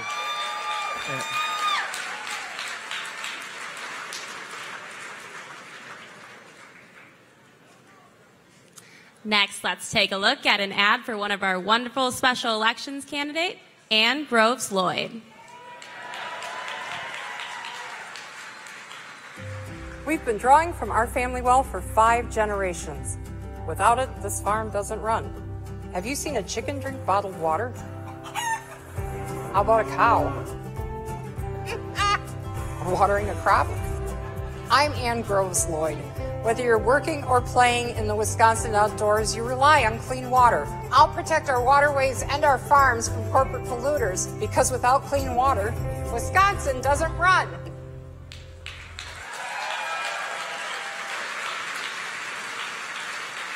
Please welcome to the stage Assembly Democratic Leader, Representative Gordon Hintz.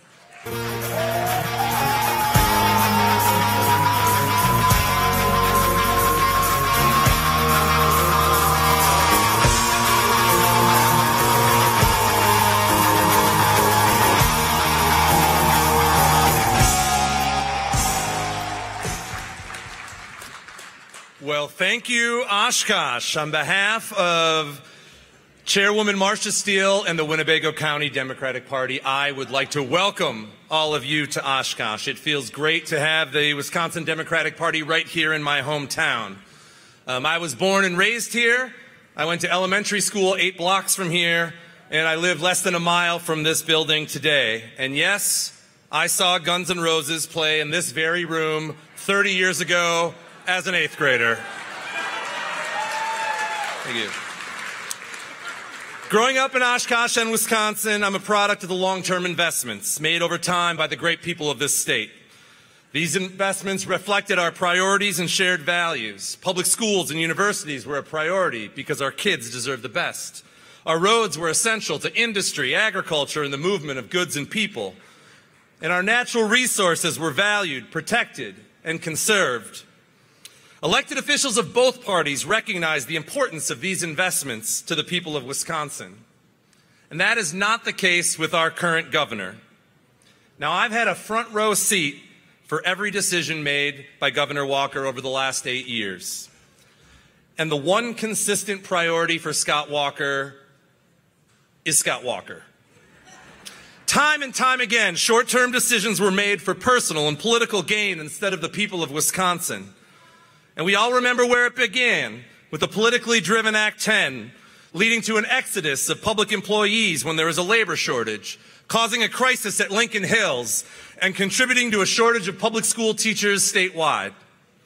Or refusing the Medicaid expansion funding, resulting in Wisconsin spending over $1 billion more to cover fewer people. Governor Walker's complete failure to address Wisconsin's crumbling roads and bridges. Every day we live with the massive project delays, the record borrowing, some of the worst roads in the nation, and the increased costs for all of us. Or Foxconn, a deal only a desperate governor would take, with as much as $4.5 billion in public costs, including $3 billion in cash payments to a foreign company who already pays no state taxes. All at the expense of schools and universities in the future. Yes, the last 8 years is littered with examples like these where the people of Wisconsin have simply not been the priority. But elections are about the future. Democrats won't win just by highlighting the failures of Governor Walker and legislative Republicans. But if we change the faces, we can change the policies. If we change the faces, we can change the policies. Make no mistake, we need to focus our efforts on November and the final tally on election night, but let us do so with an eye toward what that victory will mean in real terms. With Democratic control of the governor's office and the legislature, we can fully fund our public schools as a priority every year, not just an election year. We can ensure that voters pick their representatives, not the other way around, by passing redistricting reform with fair maps. We can make science a priority again at the DNR and protect our natural resources. We can invest in state infrastructure, including highways, universities, and digital infrastructure. We can grow Wisconsin businesses with investments in education and job training. We can provide relief to thousands burdened by crushing student loan debt. We can prioritize women's health and family planning services by restoring access around the state. We can reform our laws and regulations regarding marijuana in our state. We can overhaul our criminal justice system to reduce recidivism, increase public safety, and save taxpayer money. We can implement universal background checks to keep firearms out of the hands of violent criminals. And we can increase the economic security for families by supporting paid family leave and affordable child care. Now, does that sound like part of an agenda that works for all of Wisconsin? Now, I work with some amazing colleagues, Assembly Democrats in the House somewhere. These people are ready to make these issues our priorities.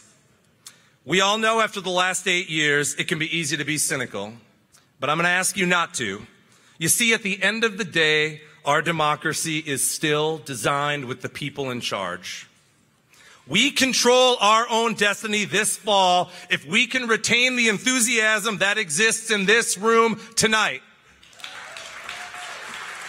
We control our own destiny if we can turn out voters this November with candidates and policies that they can believe in. I would clap. And we control our own destiny if we can build on the momentum of a blue wave cresting across the country. But you can't catch a blue wave without a surfboard and some hard work. Thankfully, we have 115 Democratic candidates running in 92 of our 99 assembly districts, ready to do what it takes to win this fall. But we also need all of your help before Election Day. We need door knockers. We need phone callers. We need check writers. But we don't have to wait until November to begin changing our state. You saw the ad we just ran. We have a special election to win the 42nd Assembly District with Ann Groves-Loyve in 11 days. And the entire country is watching.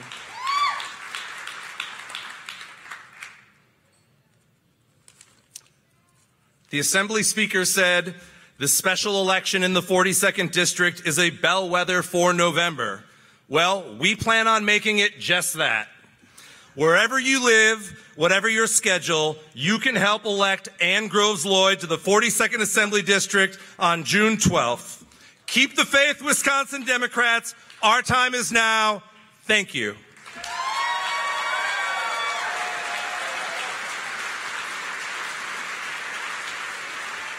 Next up, an ad for our special election candidate, Caleb Frostman. After summers pouring concrete, I know how to build a solid foundation. That's why I spent my career helping businesses start and grow here. And why I know better job training is critical for future workers. As state senator, I'll add more skills training at our technical colleges and cut taxes for the middle class. Better training means better jobs, and that's the foundation of a stronger economy. No more empty political promises. It's time for some smart, concrete ideas.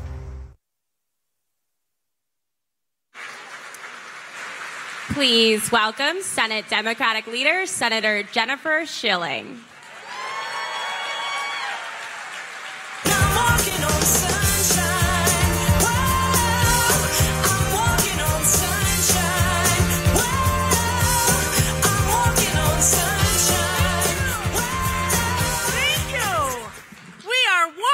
Sunshine. We are looking up to blue skies.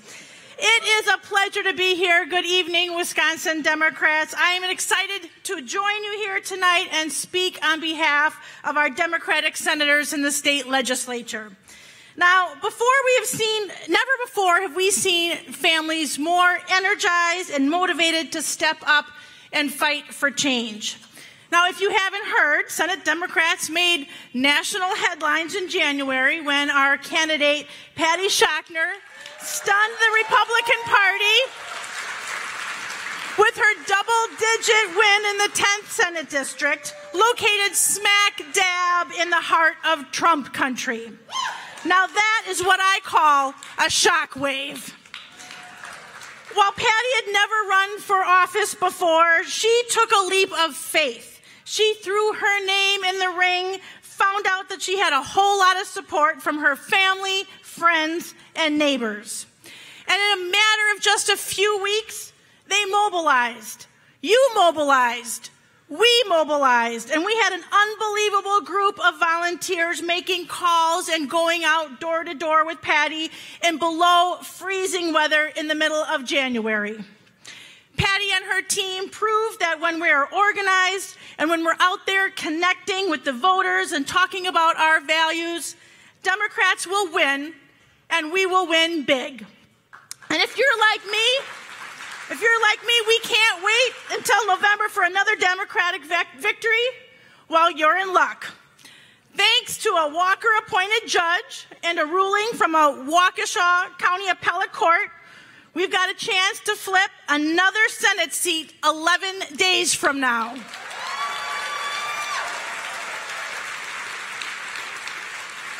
Just on the other side of Lake Winnebago, Door County Democrat Caleb Frostman is running in the 1st Senate District, a special election being held on June 12th.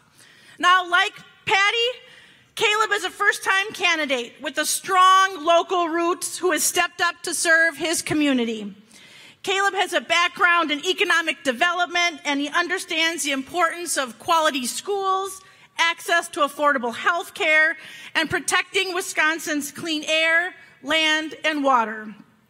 He knows that in order to move our state forward, we need to grow our middle class, repair our crumbling roads, and support our homegrown Wisconsin businesses, rather than targeting tax breaks to millionaires and giving foreign corporations like Foxconn a $4.5 billion handout. These special interest Republican giveaways are the reason that Wisconsin has lagged the nation in job creation every single year since Scott Walker took office. Democrats know that Wisconsin can do better, and we will do better. Families here are ready for a change. With a narrow Republican majority in the Senate, a victory in the 1st Senate District on June 12th, it gets Democrats 1 seat closer to the majority and 1 seat closer to reshaping the political landscape in Wisconsin. And if we have to do it 1 seat at a time, we will do it 1 victory at a time. So if you haven't already signed up to make calls, grab a walk packet or take out your phone and go to calebfrostman.com to make a donation online right now and help us elect hardworking Democrats Caleb Frostman to the state Senate. You know, and it's not just the great new challengers that we have running this cycle. I'm excited for the voters to reelect strong Democratic leaders, my colleagues, like Assistant Democratic Leader Senator Janet Bewley, Senator Janice Ringhand, Senator Tim Carpenter, Senator Chris Larson, and Senator John Erpenbach. From the beautiful shores of the Door County to the banks of the mighty Mississippi and from the Chequamegon Bay down to the Rock River, I couldn't be more proud for our Democratic candidates in every corner of the state who are leading the charge for change in 2018. But our Democratic candidates, they can't do it alone. We need your help to articulate our Wisconsin values, to share our vision, to prove to voters across the state that we can do better. Together, we can build a future where all of Wisconsin's sons and daughters have more opportunities available to them than we've had.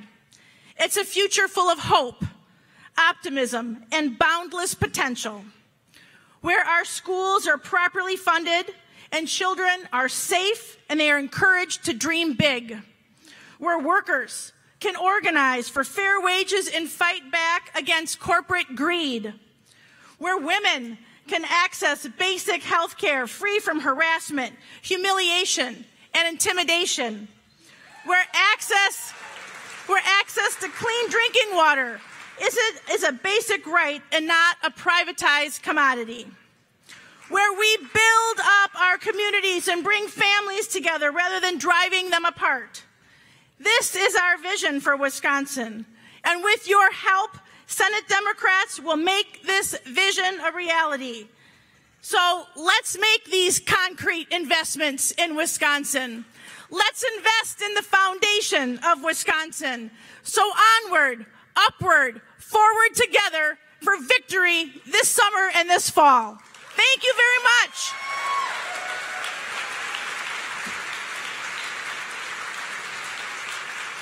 Please welcome to the stage Senator Tammy Baldwin. Pull up the dudes, let's get down to it. Hit me with your best shot. Why don't you hit me with your best shot? Hit me with your best shot. Fire away. Thank you. Thank you. Thank you so much. You look beautiful. Good evening and thank you. I want to first thank our state party's chair, Martha Lanning, and the hardworking staff at the Democratic Party of Wisconsin. And I also want to thank the incredible congressional delegation that I have the pleasure of serving with. Ron Kind, Gwen Moore, and Mark Pocan. They are amazing.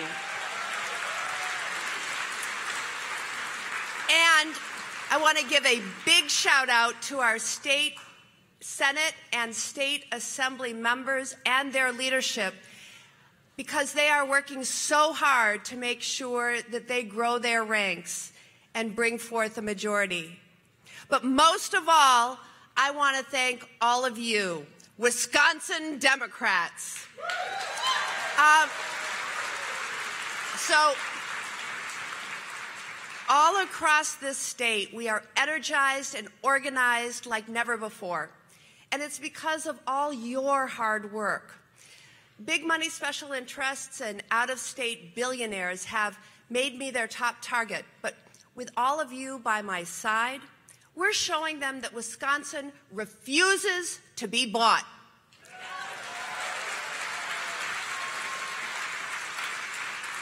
And I'm also so glad to be here in Oshkosh.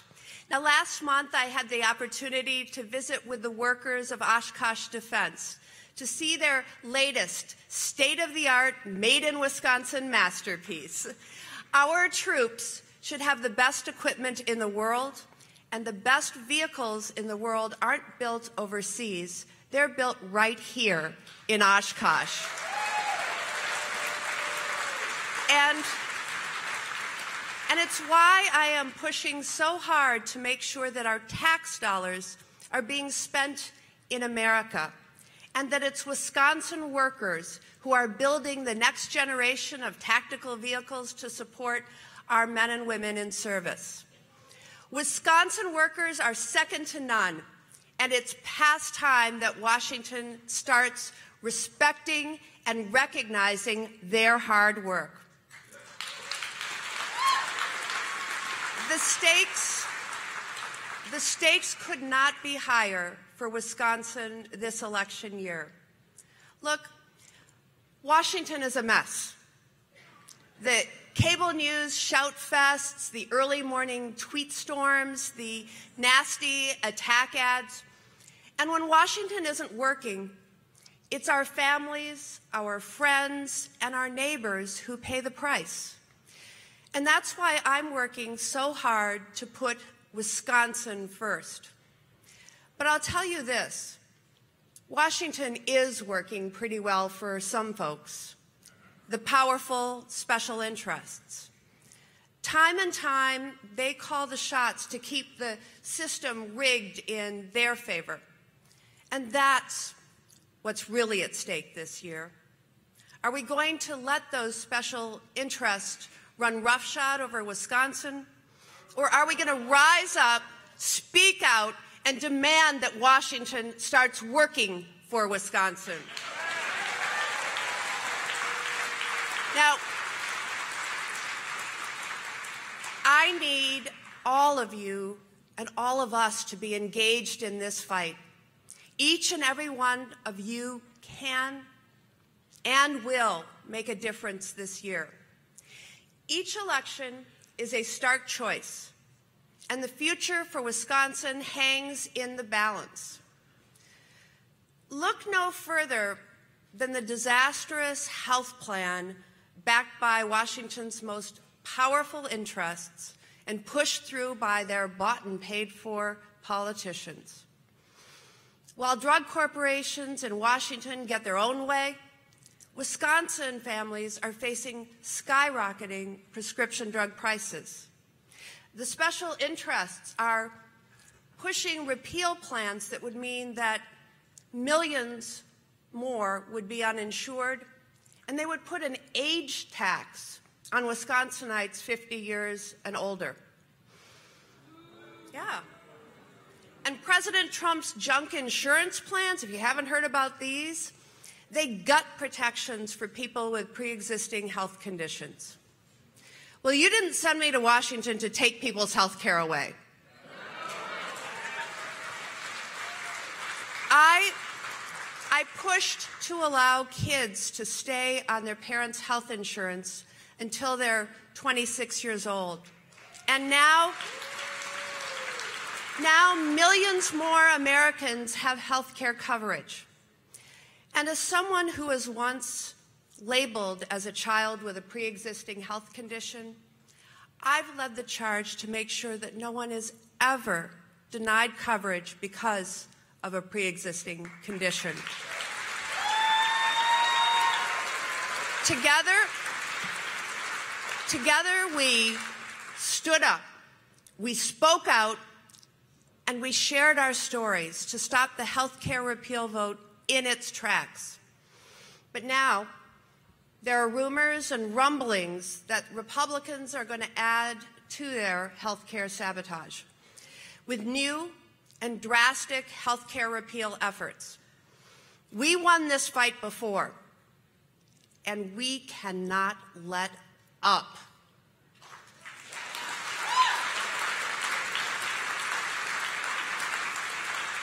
The stakes are also high for Wisconsin's workers who want good-paying jobs that are created right here in America, not overseas.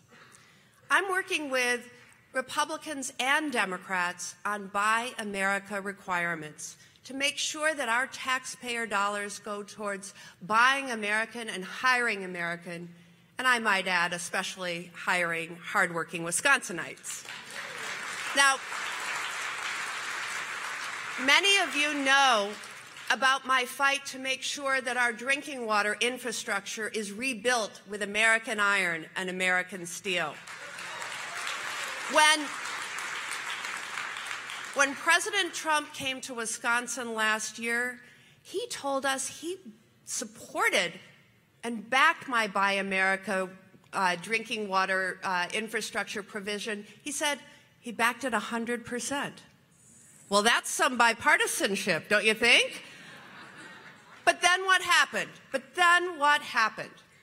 Multinational corporations called in a few favors from their friends in the Congress. They blocked my efforts. And yet again, the president dropped the ball for hardworking Wisconsinites. But I'm not giving up, and I know you're not giving up either.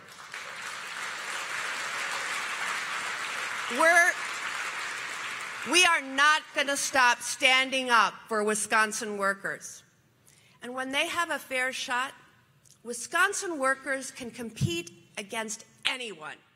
So it's time that Washington levels the playing field for Wisconsin workers, not rigs the system for massive corporate interests and Wall Street hedge funds. The stakes are high when you think about the tax plan that special interests pushed through the Congress of the United States. You know the statistics. More than 80% of the benefits in that bill go to the wealthiest 1% of individuals and big corporations like Exxon and Equifax and Wells Fargo and drug corporations like Pfizer, even though they were all making massive profits already. And How do these special interests in Washington want to pay for this new tax law that adds over $1 trillion to our national debt? By cutting Medicare, Social Security, and threatening nursing home care coverage that Wisconsinites rely on. That's what's at stake this year. Powerful special interests are pouring in millions and millions of dollars into Wisconsin because they want a bought and paid for senator. These out-of-state billionaires, they think they can buy a United States Senate seat, as if they aren't getting enough from Washington already. I mean, they don't want to put somebody in there who will put Wisconsin first. They want somebody who will do their bidding, whether it's taking people's health care away or privatizing the VA or gutting Social Security and Medicare or gifting even more tax breaks to the wealthy and well-connected. And that's why out-of-state special interests have made me their top target, because they know I will stand up to anyone, no matter how powerful, and that I will sit down with anyone, no matter their party, if it means that we're finally getting the job done for Wisconsin.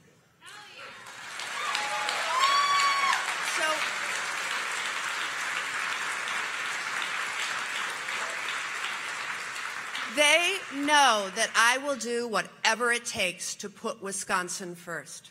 I'll do whatever it takes to put Wisconsin first because Washington needs to start working for people like Bev. You might have heard Bev's story recently. On April 14th, 2015, Bev learned that her daughter, Megan, had died from a heroin overdose. It's a story that all of us, frankly, have heard far too often. 15 people a week are overdosing in the state of Wisconsin.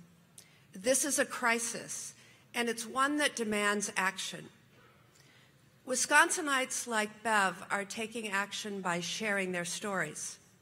By speaking out, they are confronting the stigma of addiction head-on and letting people know that they are not alone.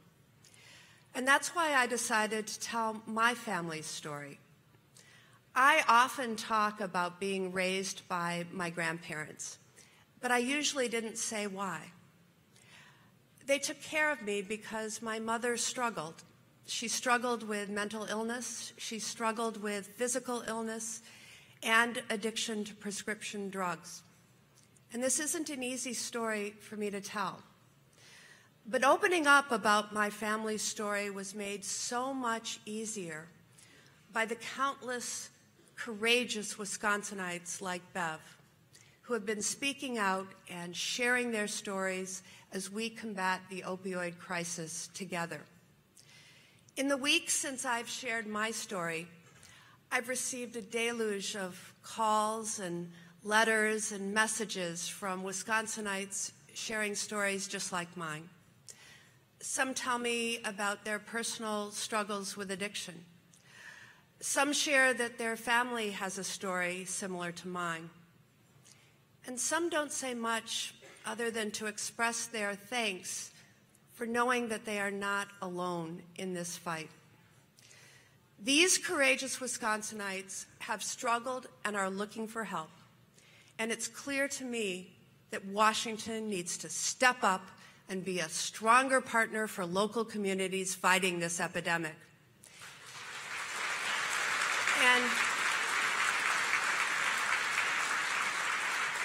And I'm working to pass legislation that provides Wisconsin with more resources for local prevention, crisis intervention, treatment, and recovery efforts. But we must do more. We know that the opioid and addiction crisis is not just a legislative fight. This is something that happens every day in homes across our state, and we need to make sure that these Wisconsin families have the support they need today. And that is what this is all about. This is about my family, and it's about your family, and it's about your neighbors' families. It's about all of us, and it's going to take all of us. Powerful special interests have already poured nearly $10 million to beat me. They are pouring in more against me than any of my Democratic colleagues in the United States Senate who are up for re-election this year. But I have something that those special interests don't. You.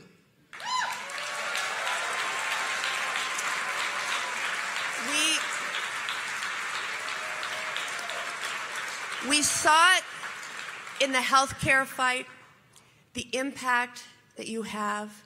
You own that defeat of that cynical bill. Know your power. That was you. And that's what it's going to take to win this next election. We need to make our voices heard. We need to organize. We need to get every single person to turn out and vote.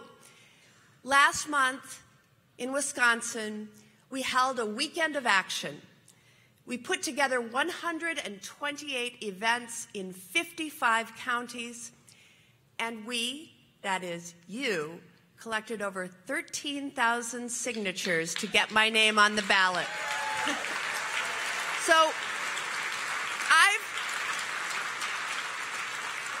So I've seen what you can do, and I know that we are up for this fight. Let's all come together. Let's put these Washington special interests and out-of-state mega donors on notice. We can't let them buy our state. We can't let them take away our voices and put in place a bought and paid for politician. This year, let's organize, let's take the fight to them, and stand up for Wisconsin. Thank you all. Fire away. Hit me with your best shot. Why don't you hit me with your best shot? Hit me with your best shot.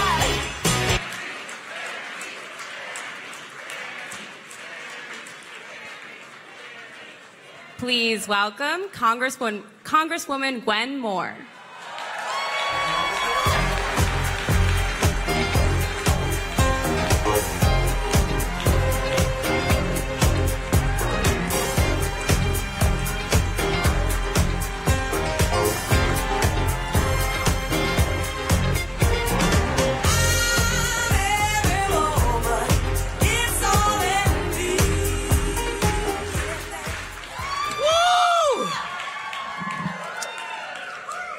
My God, look at all of the Wisconsin delegates, Democratic delegates. Just the energy in this room is overwhelming. I'm so glad to be here with you. You know, I love you too. Now, you know what? I got a really big mouth. And I can talk loud, but they said if you go over the time limit, we're going to turn the mic off. So I am trying to get through this without them turning the mic off. So since time is tight, let me just get right into things. Now, I do want to miss my Samantha Bee moment. So if you see me sort of crossing things off, it's because I don't want to be that person tonight. Donald J. Trump took the oath of office on January 20th, 2017. Okay, I'm not going to say this.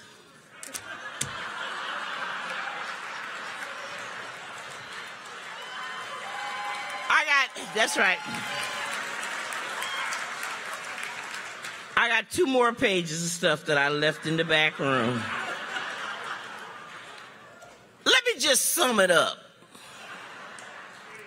Donald J. Trump's campaign and administration has included foreign agents, money launderers, misogynists, bigots, trolls, dodgy lawyers, conspiracy theorists, an old-fashioned pay-for-play crooks.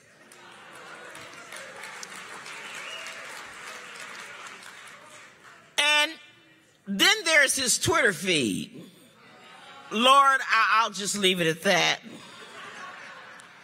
Donald J. Trump is totally and unequivocally unfit for the presidency.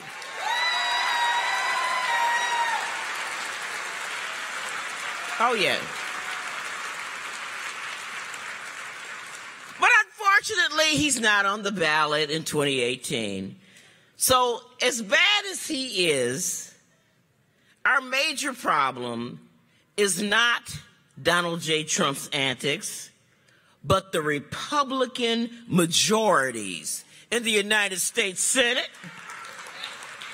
the United States House of Representatives, the, 33 out of 50 governors' mansions that they occupy, 66 or 2/3 of the legislatures that they're in. That's our problem, people, in 2018. And why is it their problem? Because they are completely silent and complicit. And that's not going to miraculously change. I know all of y'all are watching the news every night, see what new charges come up. Trust me, the people in charge have made their Faustian bargain. They have decided that transferring wealth from hard-working, struggling families like yours is more important than protecting our democracy. It is more important to transfer that wealth to wealthy people and to corporations than it is to look out for you. And so that is the reality that we're dealing with. The assault on the very foundation of our republic is so pervasive. I mean, they've attacked every institution that we deem to be important. That's the free press, which is a hallmark of our freedom, an independent Justice Department and judiciary system. How about a separation of powers? How about some of our democratic values, like a clean environment, being here from Wisconsin? We're just spoiled by that.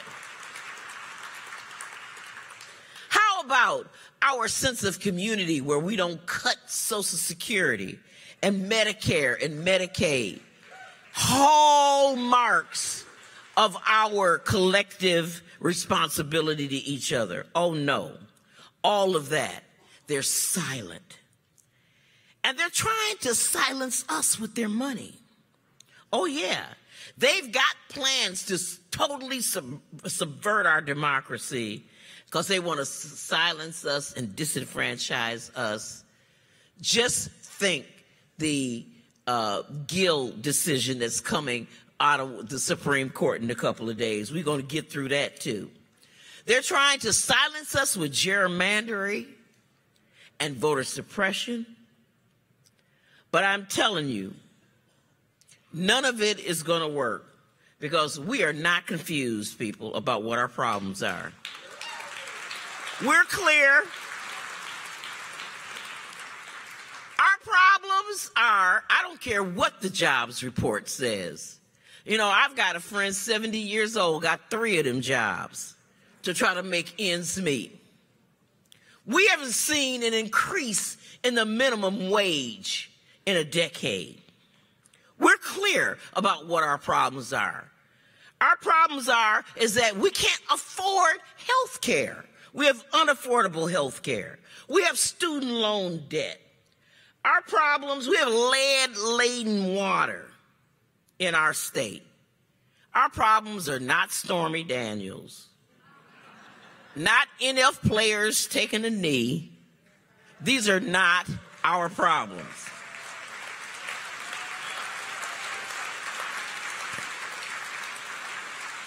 When 20 million Americans didn't have health insurance, Democrats identified the problem and we fixed it. We fixed and righted the economy and regulated Wall Street, setting the table for a decade of economic expansion. We, Democrats, promoted fair labor standards and wages, standards that benefited American people.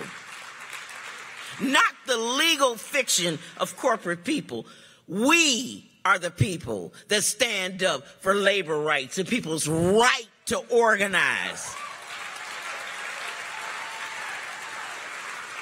Oh yeah, we're Democrats, and we want the economy to work for everybody, real people. We have done this, and we will do it again.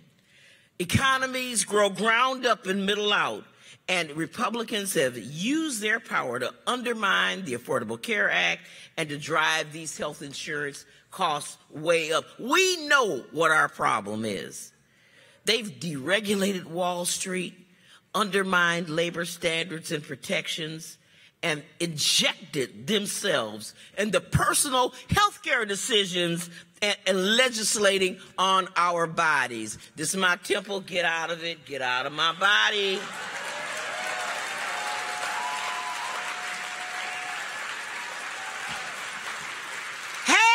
Hey, we know what our problems are. When folks tear infants from the arms of their mothers at the border and take food from the mouths of poor children and do rescission orders against the children's health insurance problem, that's our problem, y'all.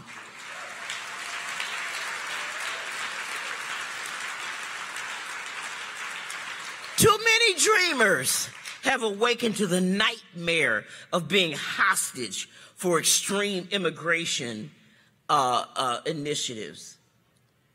Republicans have long abandoned our children to the horrors of gun violence. I'm wearing orange today because I just don't want to forget these brave babies that are taking on the entire party.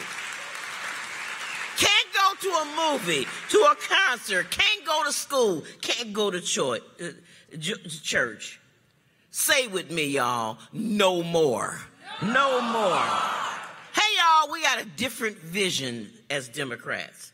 And I'm tired of people saying that Democrats don't have a message.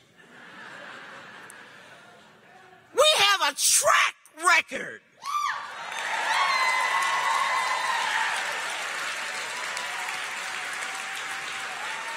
We have a track record of building strong and inclusive economy where children are fed, safe, and educated, where all Americans have access to health care, where our citizens are valued and loved for who they are, and they're free to contribute to society and live their best lives.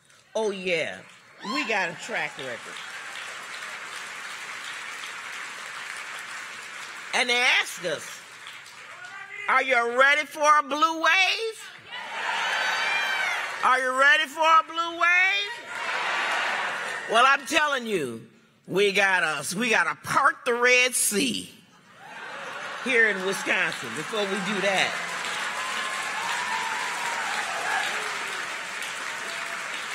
Oh yeah. But we were born for such a time. And like one of our gubernatorial candidate loves to say, we got to have all hands working, y'all. All of us got to work. We got to leave nothing on the table. We got to register people to vote because they've kicked people off the rolls. We've got to call. We've got to canvass. We got to contribute. I took a collection from someone last night, $25. No problem. We can always resolicit you. I had one disabled person that wrote me a letter and said, Gwen, I'm disabled. I couldn't march, but I sent you these earrings she made that say resist on them. Everybody can do something. We got to work, people. We got to vote. We got to register people to vote. We got to call. We got to canvass. And you know what? It's like an old African proverb said. We got to be those ants. Just do your little work. Don't worry about what's happening anywhere. If you live in Oshkosh, do the work here in Oshkosh. Do the work, because we have got to retain Tammy Baldwin.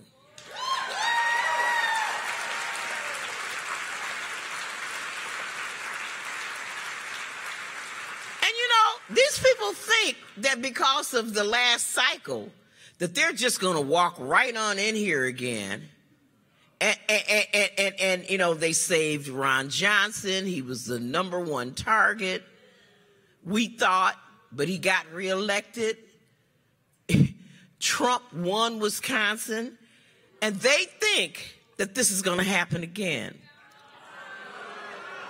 But guess what, y'all? We like little ants. We're going to work. We're going to call. We're going to canvass. We're going to knock. We're going to drag. We're going to do our little part. And we're going to work day and night. And you know,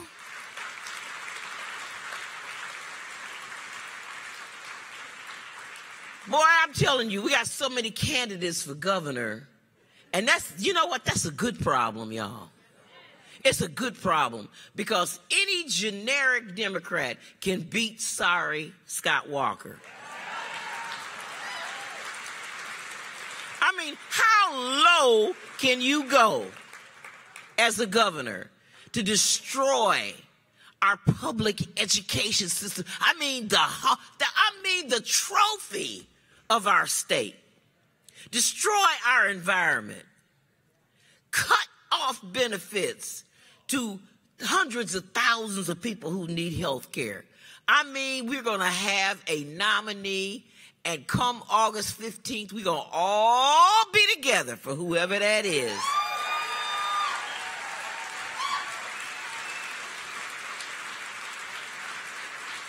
We're going to build that great anthill. And you know what Africans say? There's an old African proverb that is my favorite. And it says, together the ants eat the elephant. Love you.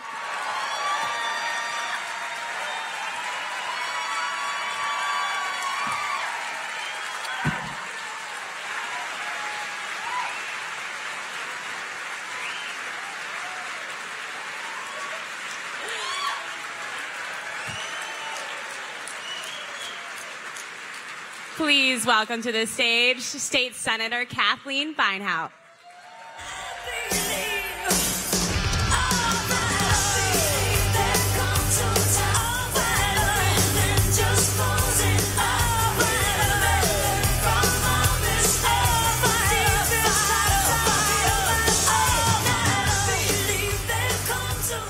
Why are we all fired up? It's our time to win. Our time, when everything falls in line. What is it deep in our hearts that brings this fire? It is our passion to love and care for those in need. From Mother Nature to a Racine woman named Rachel. Tonight, I want to take you on two journeys that represent two very different visions for our state, two very different priorities. The first is the path we are traveling now under the direction of Mr. Walker. I call it Foxconn Way, and it is $3 billion long. How long is $3 billion? Imagine with me a path of $100 bills laid end to end. There's $100 every 6 inches, $6,000 every step, $1,056,000 every mile. We start in Racine, head west in Madison. We travel to the Twin Cities and keep going across Minnesota, the Dakotas, Montana, the Rockies, $600 every step along Foxconn Way. Washington State, cross the Cascades, arrive in Seattle, then head south past Portland, past the Redwoods, until we get to San Francisco, and we still have 17 miles to go of $100 bills end to end to reach the end of Foxconn Way. The second path is the one Rachel walks. Rachel is a single mom. She works 40 hours a week, 52 weeks a year at a minimum wage job in Racine. On a path of $100 bills laid end to end, how far does Rachel travel starting at her front door on a minimum wage? In 2 weeks, she takes one step. In 1 year, she gets from her front door to the sidewalk. After a lifetime of working from age 16 to age 70, Rachel will be less than a mile down the street she lives on. Our priorities are upside down. I am running for governor to put Rachel first when it comes to state spending, first when it comes to making state policy. Foxconn and those other international corporations, they don't need a handout. But people in our state like Rachel need a hand up. Rachel is my priority. We can't spend the same dollar twice. Budgets are about choices. Budgets reflect our values and priorities, such as fairness and opportunity. Rachel is my priority. Health care for her family, great schools for her kids, free tuition for her to learn new skills, safe streets, parks, clean water, public transit to get home. Let's fix the UW, hire back the scientists, put them to work helping us deal with climate change so her grandchildren still have a planet and a state filled with natural resources. Let's put people first. That's why I and we, the Wisconsin 14, left the state in 2011. So we could put people first. So people could see, understand, and speak out when Walker made his first move to put people last and a few well-connected corporations first. It's time to get fired up. It's time to take Wisconsin back. It's time to get the job done. I ask for your vote to represent this great party, the party of the people. Thank you very much.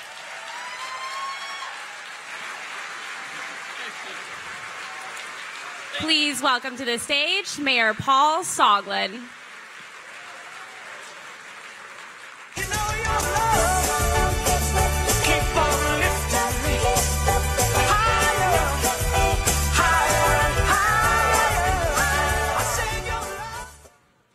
Scott Walker started with Act 10, and he's finishing with Foxconn. If we hadn't had enough with Scott Walker, we've now got Donald Trump. Climate change threatens the planet.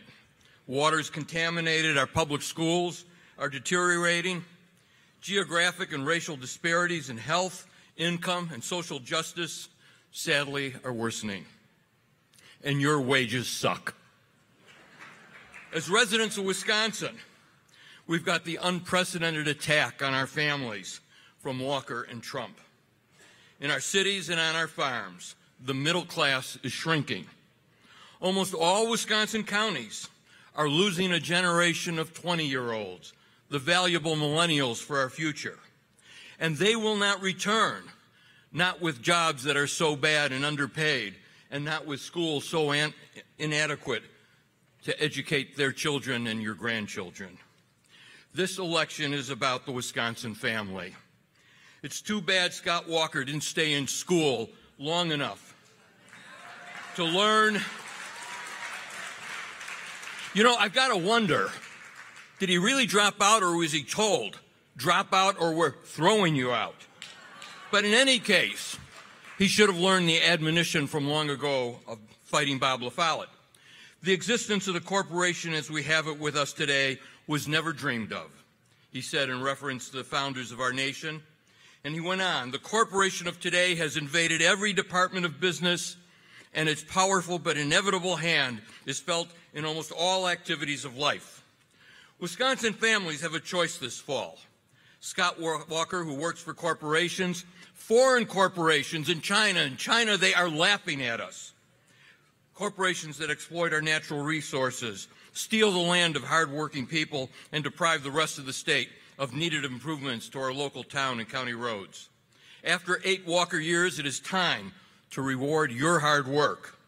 We must protect our labor from Walker exploitation. No excuses, no exceptions, no exploitation. Walker said that there was no money for our county and town roads, and then took our small budget and gave it to Foxconn. We demand accountability. We must do better. We need a Democratic candidate for governor who has the ability and the proven record to stand up to Scott Walker and his Republican colleagues. We need a candidate who took on Wisconsin utility companies and stopped the nuclear power plant, who took on recalcitrant unions when they refused to provide women equal pay for equal work. And let me say, there's nothing tougher than having a disagreement with your union friends. But you want results, and I'm here with a plan of action to create a fair and just economy. We needed a candidate for governor who instinctively knows what's happening when a dangerous politician like Scott Walker proposes Act 10. I was there on the very first day, February 12, 2011, standing up to the bully, unlike one of my competitors in this race who was writing flattering letters to Walker, sucking up to him. When I'm governor, you will have peace of mind. No phony deals with Foxconn, no false praise for Scott Walker. You deserve a candidate who will dismantle the Foxconn deal and reallocate those tax credits to Wisconsin families with benefits, revenues for our public schools, high-speed internet from one end of the state to the other, and fix the roads and the public transit systems, and write the health care system to your standards, not the Koch brothers. We Democrats have a lot of candidates, but I'm the only one who understands that viable families need housing. Housing is first. Transportation, quality child care, health care, and that includes nutrition, behavioral health, and substance abuse treatment, especially for veterans, seniors, families of color, and all immigrants. And I will protect dreamers. We need great public schools. Public money is for public schools. Now, I know how to govern, work with fair corporations that provide $15 an hour, health insurance and retirement plans. And look at the elections I've won, defeating 3 incumbents. I'm the only candidate, Democrat or Republican, who busted glass ceilings, built an inclusive economy, developed programs for public employees to work around Act 10, and led the battle for gay rights before it became an issue at the state level. It's time to take back Wisconsin. It is time to join and give the state back to Wisconsin families. Please welcome to the stage, Mike McCabe. What if I'm far from home? Oh, brother, I will hear you call. What if I lose it all? Oh, sister, I will help you out. Oh, if the sky comes falling down. We gather here tonight at a dangerous moment for our state and our country. I know people in this hall are counting on a wave changing the political landscape in our state. But this election is going to be decided by people outside this hall who are struggling to keep their heads above water. There are too many forgotten people living in forgotten places across our state, and some of them live in the inner city, and some of them live way out in the country like where I'm from. But we have a government that is catering to a wealthy and well-connected and privileged few at the top and ignoring the wishes of so many people in this state, and that's got to change if Wisconsin is going to become the state it has the potential to be. Our state has lost its way and is slowly but surely becoming a shadow of its former self. This is a state that used to be a state of firsts.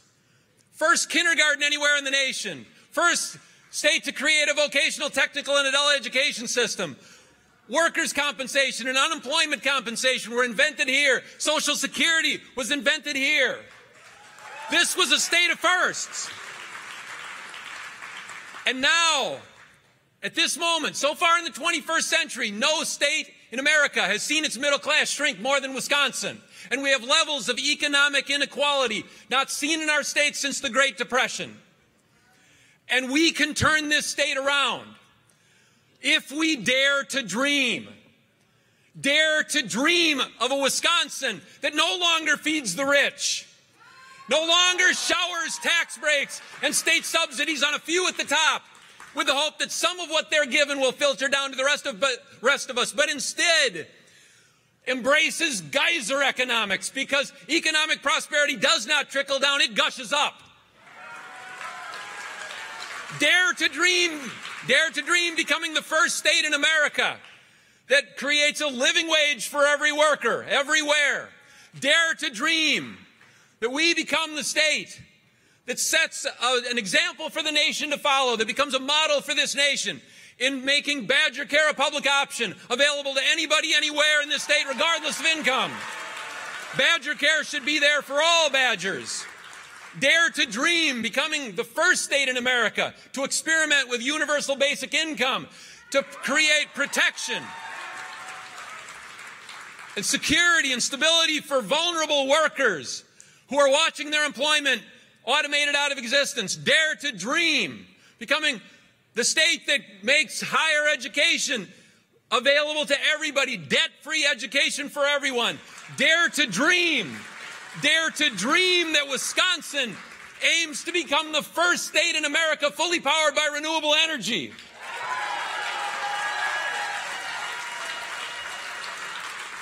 Wisconsin can be all of this, but only with a very different kind of leadership and with a brand new kind of politics. Because Wisconsin can be all of that, but we have to do one other thing. We have to deal with the reality that there is a cancer growing in the body of our democracy that must be cut out. We have allowed cronyism and corruption and what amounts to legal bribery to take root in our state, and it must be uprooted.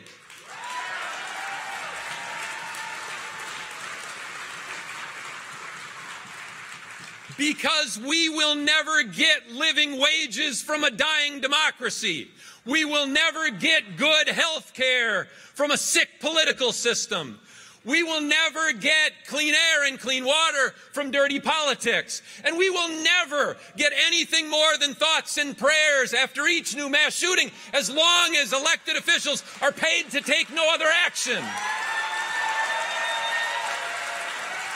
We have levels of economic inequality not seen since the Great Depression, and it is worth remembering that as the country plunged into that Great Depression, the greatest president the Democratic Party ever produced told the American people at that moment, the forces of organized money are unanimous in their hatred for me.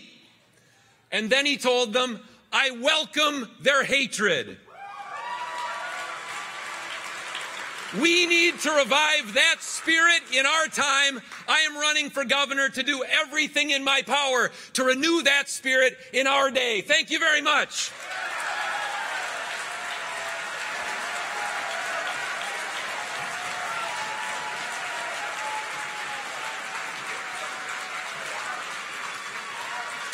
Please welcome to the stage, Matt Flynn. I feel good. I knew that I wouldn't. I feel good. I knew that I wouldn't. Hello, Democrats. I feel good. I feel good to be among all of you. I'm Matt Flynn. I'm the oldest in a large family.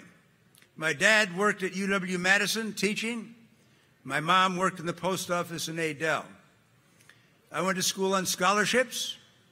I worked in the dining hall, the kitchen of the dining hall. When I got out, I went in the Navy.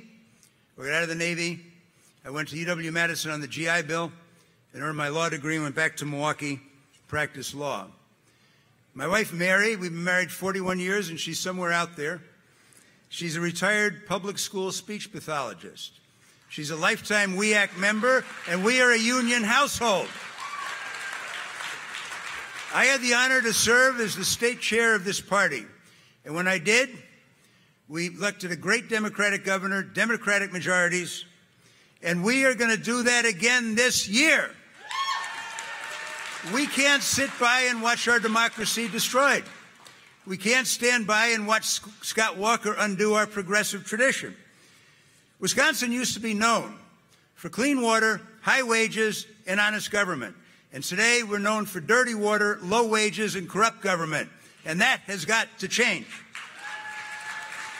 Under Scott Walker, we have become part of the Coke Belt, administered out of Wichita, Kansas.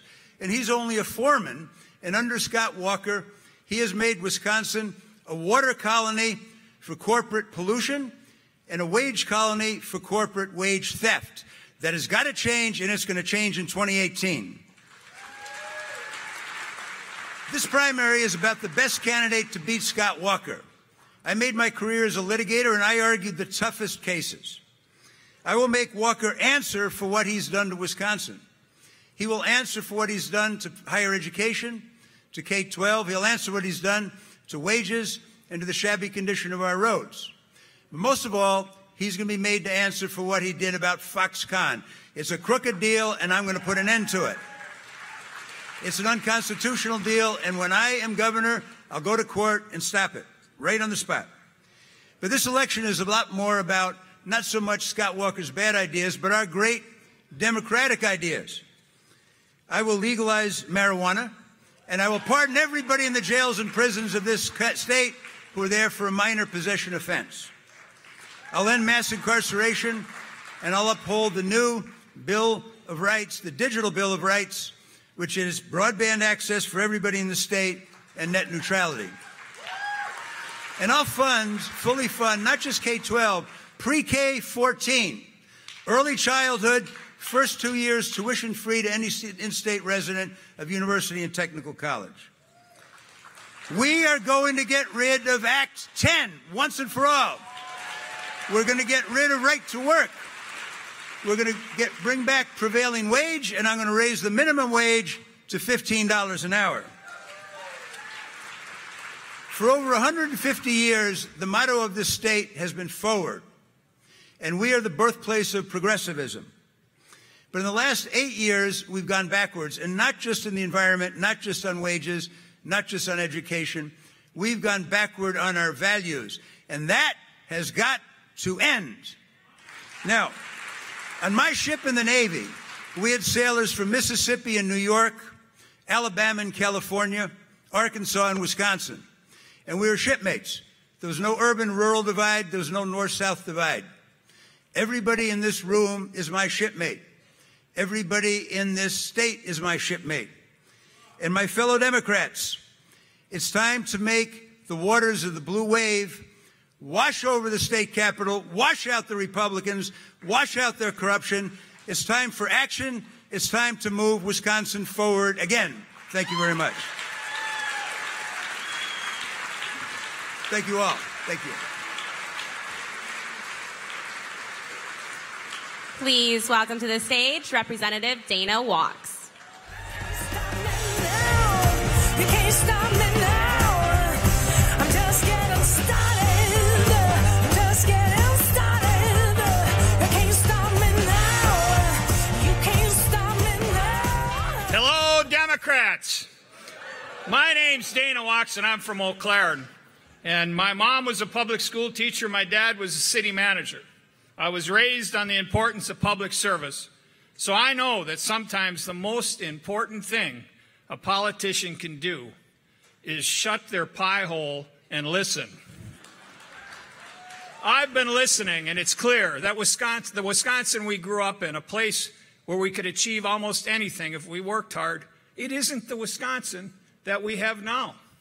A couple of months ago, I told my wife, Beverly, about a young woman I met in Milwaukee named Denise.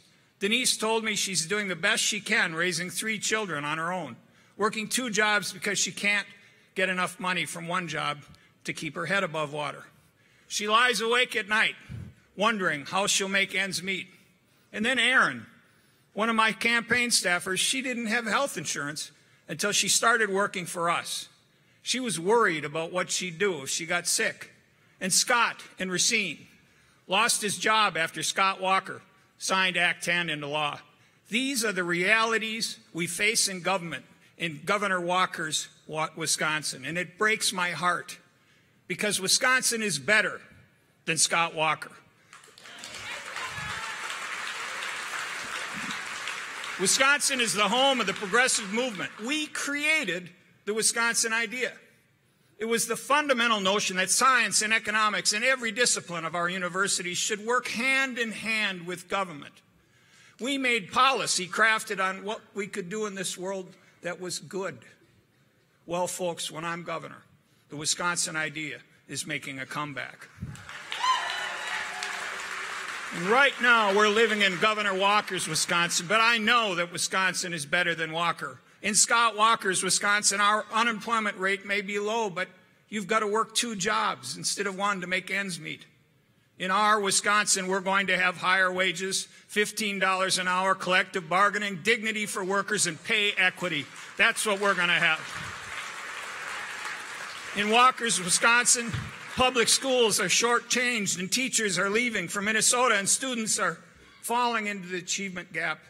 In our Wisconsin, we're going to fully fund public education. We're going to respect our teachers. We're going to pay them a fair wage and give them the resources that they need to educate the next generation. That's what we're going to do. And when it comes to keeping our kids and everyone safe from gun violence, we're going to do a hell of a lot more than offer up thoughts and prayers. In Walker's Wisconsin, women's health care is under attack, and thousands of folks still don't have affordable health care. In our Wisconsin, everyone will have access to good, affordable health care because health care is a right. It is not a privilege. It is a right. And in Walker's Wisconsin, LGBTQIA rights have been under attack. In our Wisconsin, we're going to ensure folks have the same level of protection for gender identity as they have for race and religion. That's our Wisconsin. In Walker's Wisconsin, science is ignored. In our Wisconsin, we're going to bring back science. We're going to protect drinking water, our rivers, our lakes, our streams, and we're going to have 100% clean, renewable energy by 2050 because climate change is real, folks. And in Walker's Wisconsin, our roads and bridges are falling into disrepair. In our Wisconsin, we're going to fix the bridges. We're going to build high-speed internet to every corner of the state, and we're going to fix those roads, folks. That's what's going to happen. In Walker's Wisconsin, people are drowning in student loan debt, and our young folks, like even my own 3 children, have moved to other states. But on our Wisconsin, we're going to refinance student loan debt. We're going to build a Wisconsin that brings our young folks home. And I'll tell you what, in Walker's Wisconsin, our future has been mortgaged away on this Foxconn. I've been fighting that Foxconn since it rolled out. And in our Wisconsin, we're going to hold any company that gets tax dollars accountable. And we're going to end that deal with Foxconn. We're going to invest in businesses across 72 counties in this state. Ladies and gentlemen, I'm going to win this election. We're going to change this state, and we're going to go back to the Wisconsin that we know, a Wisconsin filled with love, a Wisconsin that cares. Thank you very much.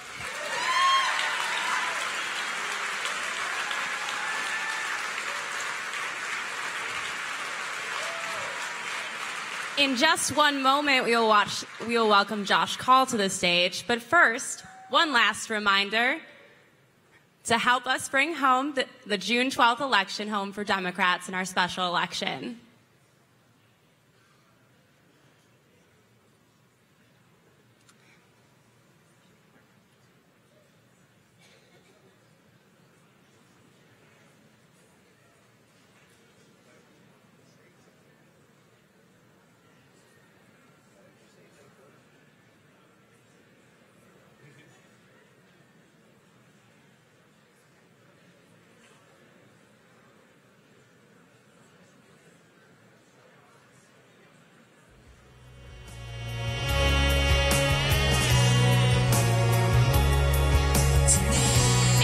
Get ready for Josh Kaul.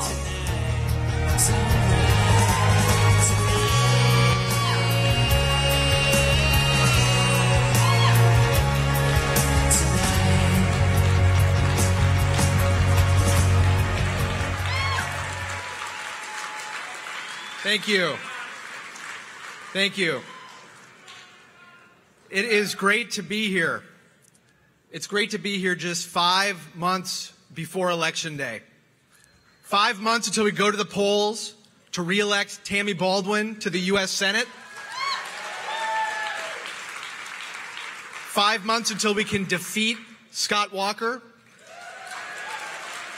And 5 months until we bring the change we need to our Attorney General's office.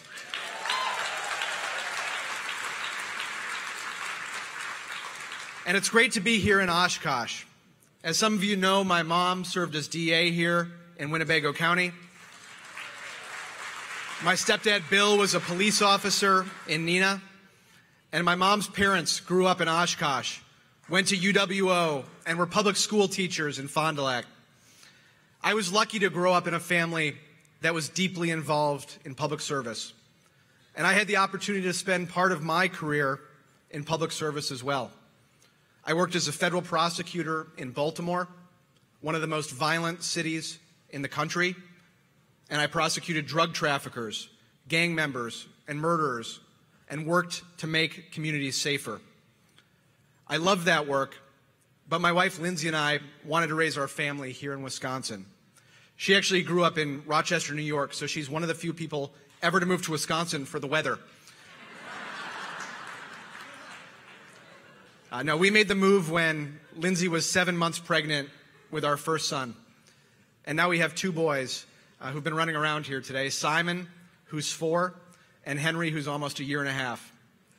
And since coming home to Wisconsin, my work has mainly focused on fighting to protect our fundamental right to vote, a right that's central to our democracy.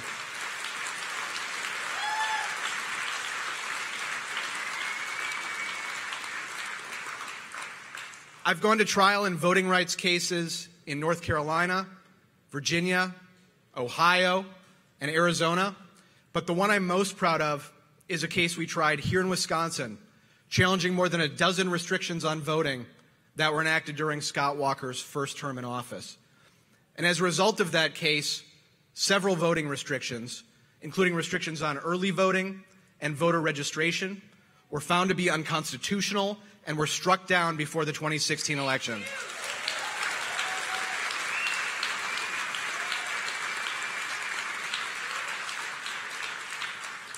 And now I'm running for Attorney General because I want my family and all of our families to live in a Wisconsin that is safer and stronger than we're on track for right now. And there is so much that an effective Attorney General can do to move us in the right direction. First, we need an AG who's a leader when it comes to fighting crime and getting justice for Wisconsinites. In Brad Schimmel's first year in office, Wisconsin received millions of dollars to address our backlog of untested rape kits. About 4,000 kits needed to be tested. And yet after he had served 2 years, only 9 of those kits had been tested. 9.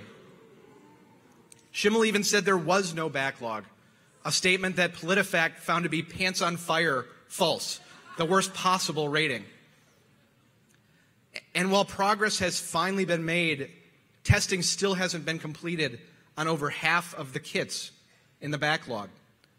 And what our AG's mishandling of the backlog means is that there's been an unnecessary delay in getting justice for survivors, and that dangerous criminals have remained on the streets longer than they should have. We need an AG who understands that eliminating the backlog should have been a priority on day one.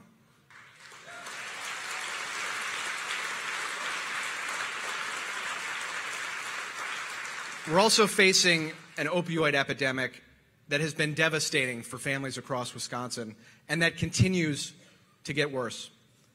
I've heard from Wisconsinites who've seen loved ones struggle with addiction. The number of children separated from parents who are struggling with addiction has gone up dramatically. And last year, there were nearly 900 opioid overdose deaths in Wisconsin. And we're not going to beat this epidemic until we start responding to it like the crisis it is. I believe that means we need to do more to ensure that our enforcement efforts are targeting large-scale drug traffickers, but we also need to invest in treatment far more seriously than we have so far.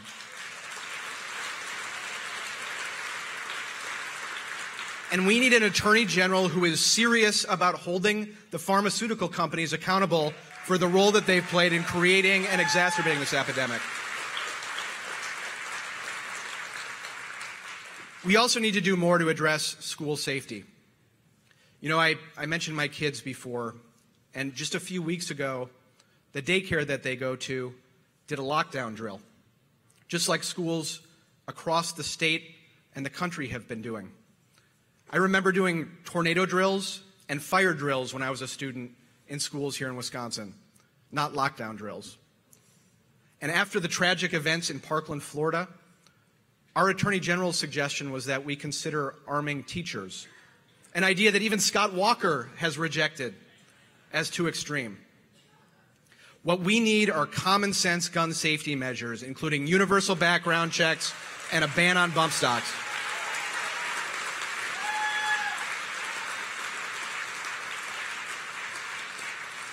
Second, we need an Attorney General who is serious about enforcing the laws that protect our environment, our consumer protection laws, and our labor laws. Under Brad Schimmel's predecessor, a Republican, we collected over $3 million a year in fines from polluters. Under Brad Schimmel, that has dropped to under $1 million a year.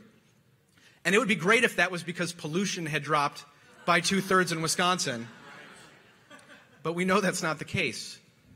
In Kewaunee County right now, far too many families have to worry that brown water is going to come out when they turn on the tap. In Wisconsin in 2018, no parent should have to worry about the safety of the water that their kids are drinking. And polluters that break the law shouldn't be able to leave us to clean up the mess without being held accountable.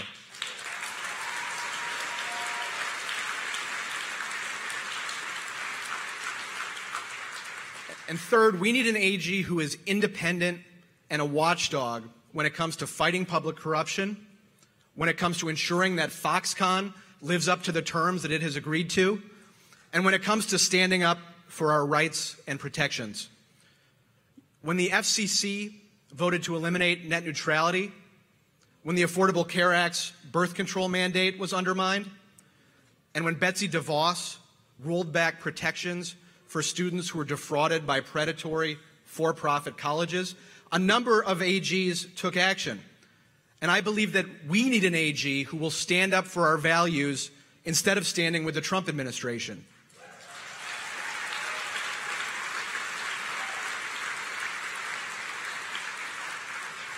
But that hasn't been Brad Schimmel's approach to the AG's office.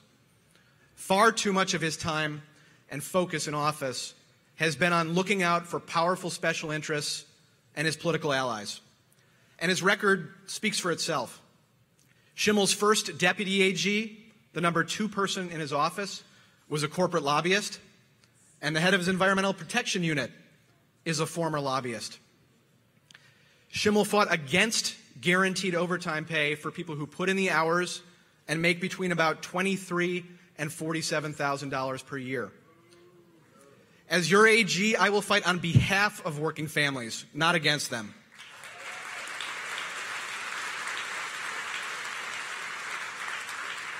Schimmel also ignored the clear language of Wisconsin law and defended Scott Walker's effort to avoid calling the special elections that are coming up in a week and a half. He was a panelist at a conference held by an organization that the Southern Poverty Law Center has identified as an anti-LGBT hate group. And he then defended the group, saying they want to, quote, build better love in the world. As your AG, I will stand up for all Wisconsinites.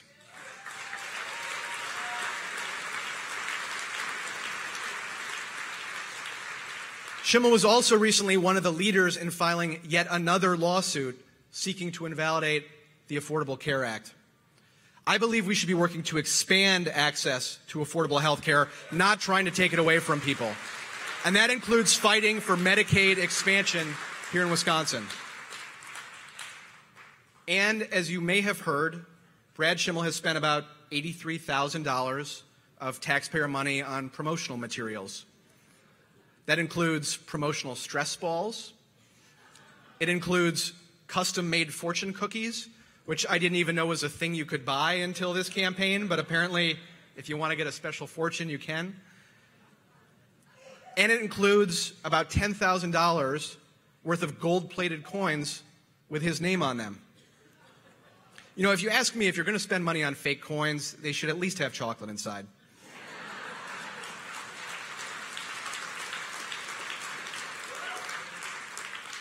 But in all seriousness, in our AG's first 2 years in office, he spent $10,000 on fake coins, but only 9 of the kits in the rape kit backlog were tested.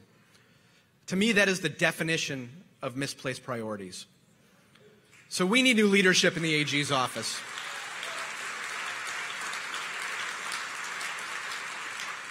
We need new leadership, and in February, the AG's race was rated as a toss-up by Governing Magazine. It's the only race in the country in which the incumbent AG wasn't favored.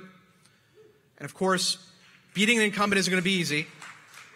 There's already been a flood of special interest money spent in Senator Baldwin's race, and there's certainly more to come, not only in her race, but in other races as well. But I have been traveling around Wisconsin, and I can tell you, people are energized and they are ready for change. And with the help of hundreds of volunteers from across Wisconsin, many of whom are here today, and thank you to those of you who volunteered, we collected more than 4 times the number of signatures that we needed to get on the ballot.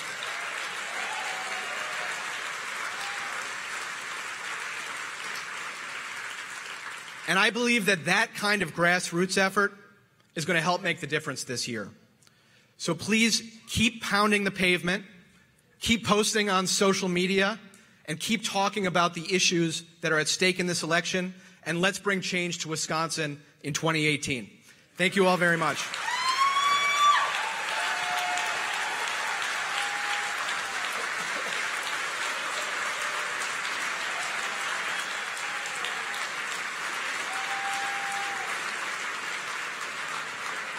Please give a warm Wisconsin welcome to our keynote speaker and mayor of South Bend, Indiana, Pete Buttigieg.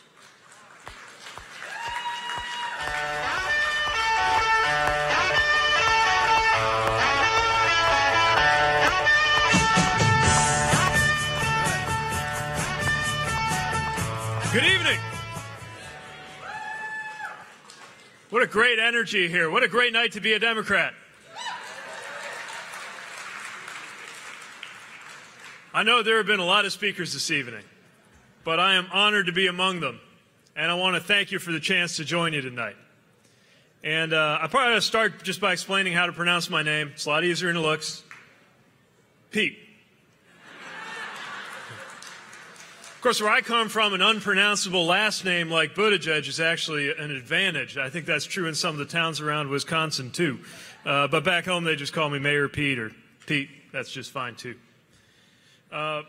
So thankful to be able to spend today with you, and I'll say a little bit more about why in a minute. But in particular, I want to thank the Central Committee, State Party Chair Martha Lanning, Vice Chair David Bowen, and everybody who brought this event together. What a successful convention this has been. I get to see a lot of these, and I'm impressed. I want to thank the Winnebago County Dems for hosting us in Oshkosh tonight. I like this town. I'm going to come back here. Two outstanding members of Congress, and Mark Pocan and Gwen Moore. If we had a few more like that, what a different place Washington, D.C. would be. Jason Ray, DNC Secretary, is here. And, of course, Senator Tammy Baldwin. What a fantastic leader for our country. Someone who does right by Wisconsin, no matter what it takes, no matter who's standing in her way, who puts her sights on what really matters, American jobs, taking care of people with pre-existing conditions, confronting the opioid crisis. You know, stuff that senators are actually supposed to work on. We need a little more like that.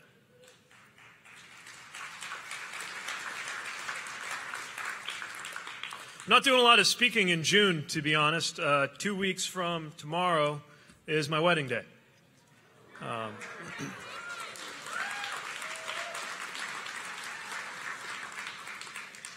And I just want to thank everybody here who might have played some role among the thousands and millions of people who did in getting us to the point about 3 years ago where a wedding day like that was actually possible.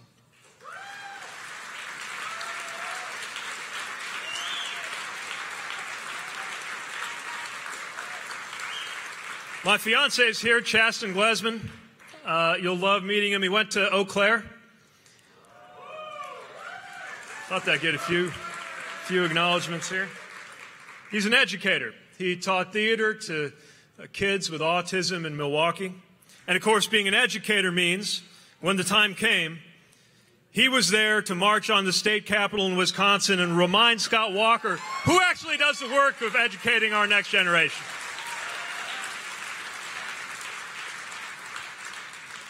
I'm a pretty big fan of his, too, but he's a Hoosier now. Sorry, we stole him. So he and I both wanted to be here tonight, and it's particularly important for me to be here because I think we're at the cusp of something incredibly important. Maybe the most important season for progressives in my lifetime, and so much of what has to happen, so much of what has to change, starts right here in places like Wisconsin. I believe that the next chapter of the American story is going to be written in states like this, states where you and I come from. Because I believe Wisconsin, Indiana, and other states like us that have been ignored for too long are going to lead the next Democratic comeback.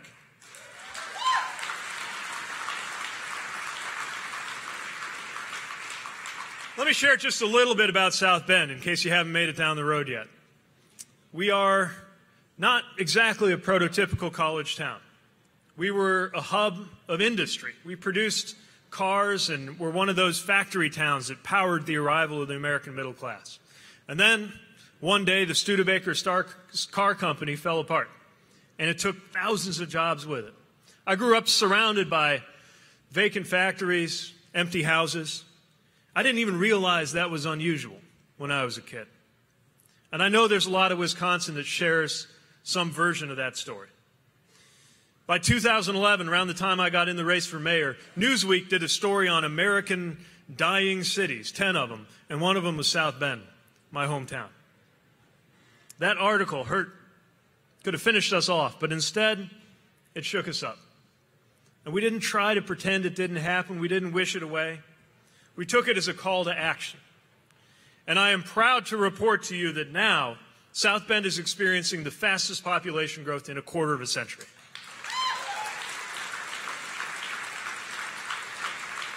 We're creating new jobs in industries that didn't even exist when the last Studebaker rolled off the line, but we also still make things. Just last week, I went to the neighboring town to see a car manufacturing company, not Studebaker. They're making electric cars. And let me tell you why they chose our area. Because they're a new company. They're a startup. They're based in Silicon Valley. Got investment from all over the world. And I said, why'd you pick our area? You know what they talked about? I'll give you a hint. It was not a $4 billion tax giveaway. Now, the reason they believed they can compete with Tesla, with a brand new company, using a facility in our region, was the workforce, the union workforce.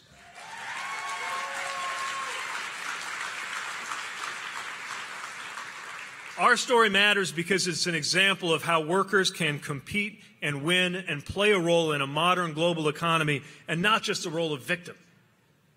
We have solutions in our part of the country, and that's what I want to talk about this evening. How communities like ours can provide the answers. And it's hard. It's hard to look right around us and not to Washington. Because like all grotesque things, we can't look away from what's going on in this administration right now. We can't look away as this president pardons corrupt politicians, pisses off our most important allies, and puts his best efforts into making life a little better for billionaires in this country. It's hard to look away. Every time he opens his mouth or fires up his phone and pulls up Twitter, he's yanking at another thread of what it means to be an American. He says, "You don't belong here." And there goes the thread. He says, "Your hatred is justified." And another thread comes out. And pretty soon, the American dream will just be a tangled mess of yarn in his little hands.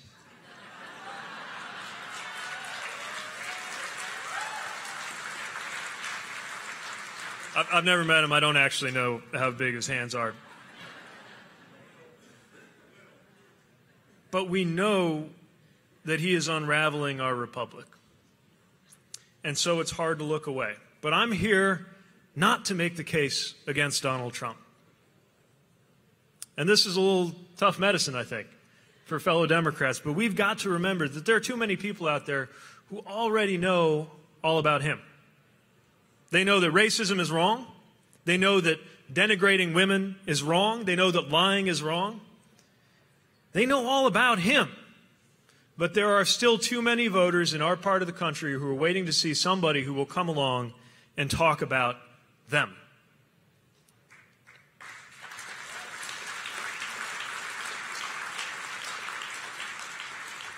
We've got to recognize that it's not just about him. It's not even just about the White House. And I'm pretty sure I'm preaching to the choir here. But I got to tell you, in this Democratic Party of ours, we have got to stop treating the White House like it's the only office that matters.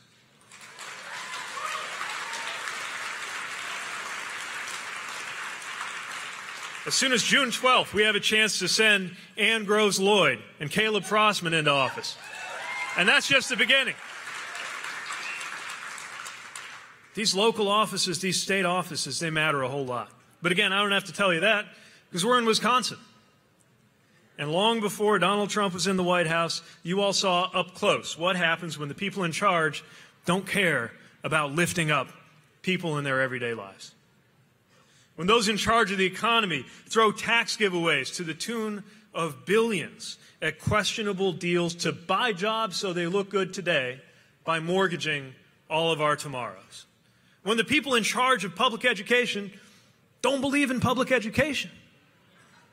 When the person sitting in the biggest office looks at the teachers and the first responders and the public servants who are trying to solve problems for this state and decides that they are the problem. You know what that's like. By now, most of us have probably heard it. Governor Walker caught on tape promising a billionaire donor that he would adopt a strategy to divide and conquer the people of Wisconsin. So at least there's one promise he seems to be trying to keep. Wisconsin has learned the hard way what happens when the government is run by people who don't believe in good government. Ask any mayor who what needs attention in their city, and they'll tell you, rule number one, fix the roads. And yet under this governor, the state of Wisconsin, which is otherwise lovely, has now the second worst roads in the nation. And he can't find funding to fix that?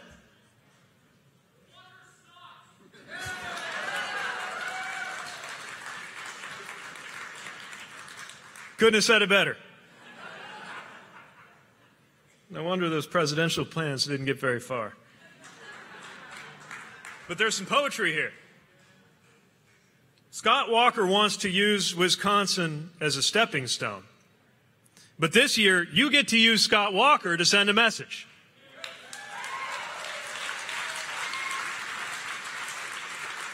You know, if him getting in the first place was the canary in the coal mine that let Democrats know some of the things that were going to come up for the rest of the country, maybe it's the canary in the coal mine right now, and we see Patty Schachter and Rebecca Dowlett beat the expectations and win in this state. I can't wait to see Wisconsin showing us the way forward. Winning based on a Democratic message. And this is another thing that I preach every time I get in front of fellow Democrats. Do not listen to those who lament that we don't have a Democratic message. It's not true. We have a message. We are the party for protecting and supporting people in their everyday lives. That's our message. That's why we're here. All we got to do is sing it from the rooftops. That's our message. And with that message, we can't be afraid to talk about our values, especially values the other side has tried to claim as their own, like freedom. How many times we hear our Republican friends talking about freedom? Like they got a copyright on it. They say they're all about freedom. I say you're not free if you can't change jobs or start your own small business because you're afraid of losing your health care coverage.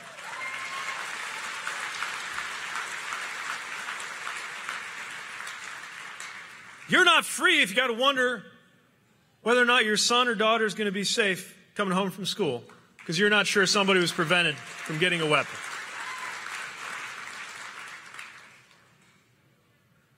In fact, let's talk about that for a minute. I wasn't supposed to get into this, but we respect Second Amendment rights. But the thing that keeps you free from tyranny is your vote. It is our democracy. And if you are preoccupied with preventing universal background checks, while our democracy, which we know to be under threat as we speak, is stolen from right under your nose, a garage full of ARs isn't going to help you. Our democracy keeps us free. That is the bedrock of our freedom. But freedom is under threat.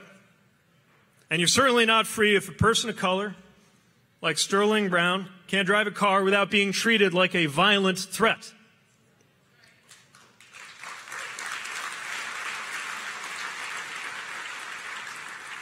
I saw the same thing happening to the word fairness. It's almost like the other side, this president, thinks they got a monopoly on fairness.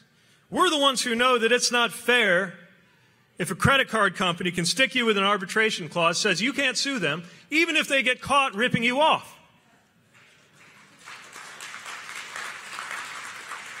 It is not fair if some county clerk you've never met gets to tell you who you ought to marry. And it is most certainly not fair for a governor to try to shut down your right to organize for fair wages, better conditions, and good health care.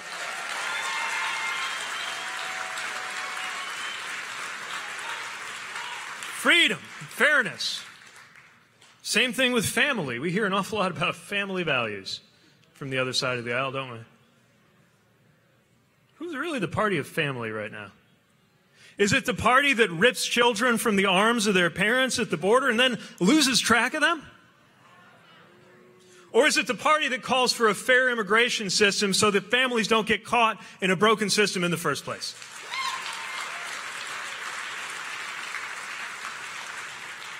The party that's trying to get your family a raise. The party that's demanding paid family leave like we delivered in South Bend for city employees just this year. So let's not be afraid to talk about our values. And we can't be afraid to get personal either. All of this is personal, certainly for me and my generation. Now, I'm from the generation that's done most of the fighting in Iraq and Afghanistan. First generation to see routine school shootings. And the generation that will pay the bill for these giant tax cuts for the rich. This is personal. Every mayor already knows that all politics is local, especially national politics. But more than that, all politics is personal. Nothing about this is theoretical for me. I have sat down with loved ones with cancer and tried to figure out what we would do if Congress kicked them off Obamacare. I've looked into the eyes of an 8-year-old boy, an 8-year-old American boy, by the way, who lost his father to deportation, and tried to convince myself I ought to tell him that things are going to be okay. I have called 911 for a young man on a front lawn having an overdose and had to roll him over, prop him up against my leg so he didn't choke to death. I've stood in a basement flooded by extreme rainfall hitting our city in exactly the way that scientists have warned us of for decades.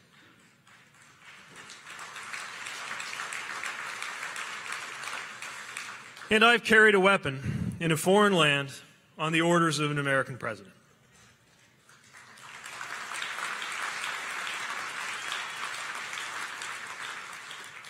See, when Donald Trump and his sons were busy working on season 7 of Celebrity Apprentice, I was driving and guarding convoys outside the wire in Afghanistan.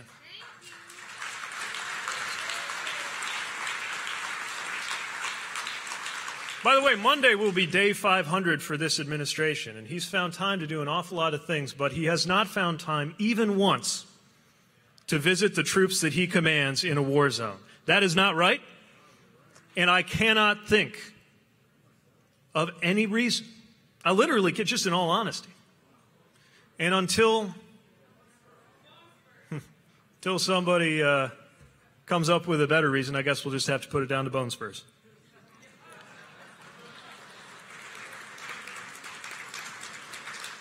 Anyway, I went over when it was my turn. I wouldn't say that I was particularly important, but I did my job. A lot of it had to do with driving a vehicle around, military Uber, we called it. And the thing that really mattered, of course, was to make sure the men and women who got in my vehicle got to where they were going alive. And let me tell you, when they got in my vehicle, they did not care if I was a Democrat or Republican. They cared about whether I'd selected the route with the fewest IED threats, not where my father immigrated from and whether he was documented or undocumented.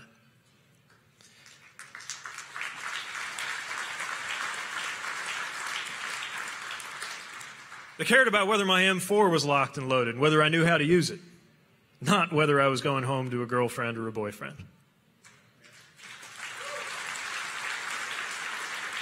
They just want to get home safe, like I did.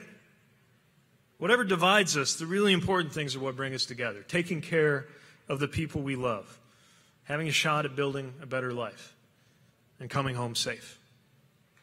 That is why divide and conquer is an affront not just to organized labor, but to the American way.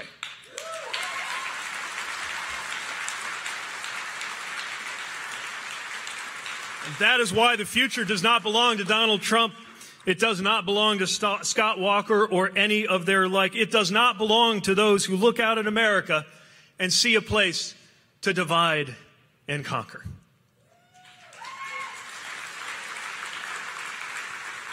It belongs to those who are prepared to stand and unite. If their game plan is divide and conquer, ours is stand and unite. Because that big blue wave isn't going to happen on its own. But experience shows us that when we stand and unite, we win. When workers looking to organize, to earn a good day's pay for a good day of work without being told they're the enemy, stand up and unite.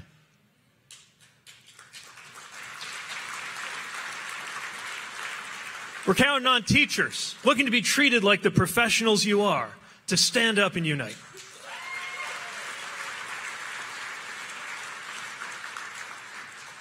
For Americans of color who have lived and paid taxes and fought and bled for this country like any other American, who know that they ought to be able to go to the polls and enjoy democracy without harassment like any other American, they stand up and unite.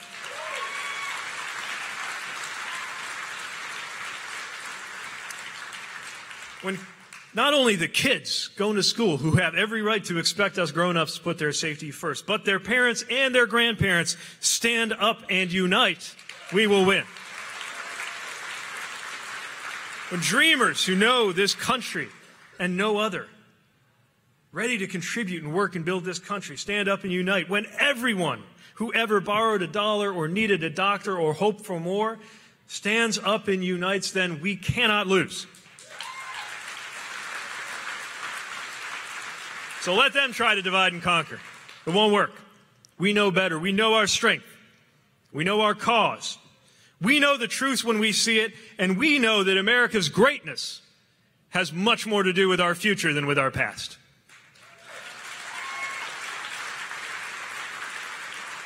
We're going to win because it's not just who we're standing up to, it's what we're standing up for. We're not just standing up to corruption and incompetence and racism. We are standing up for a better way.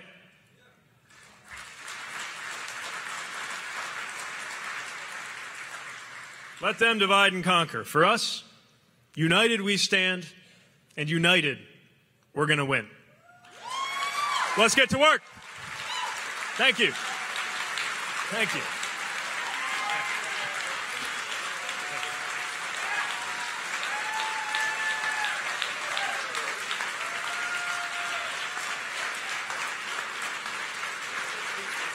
Please welcome back our state chair, Martha Lanning.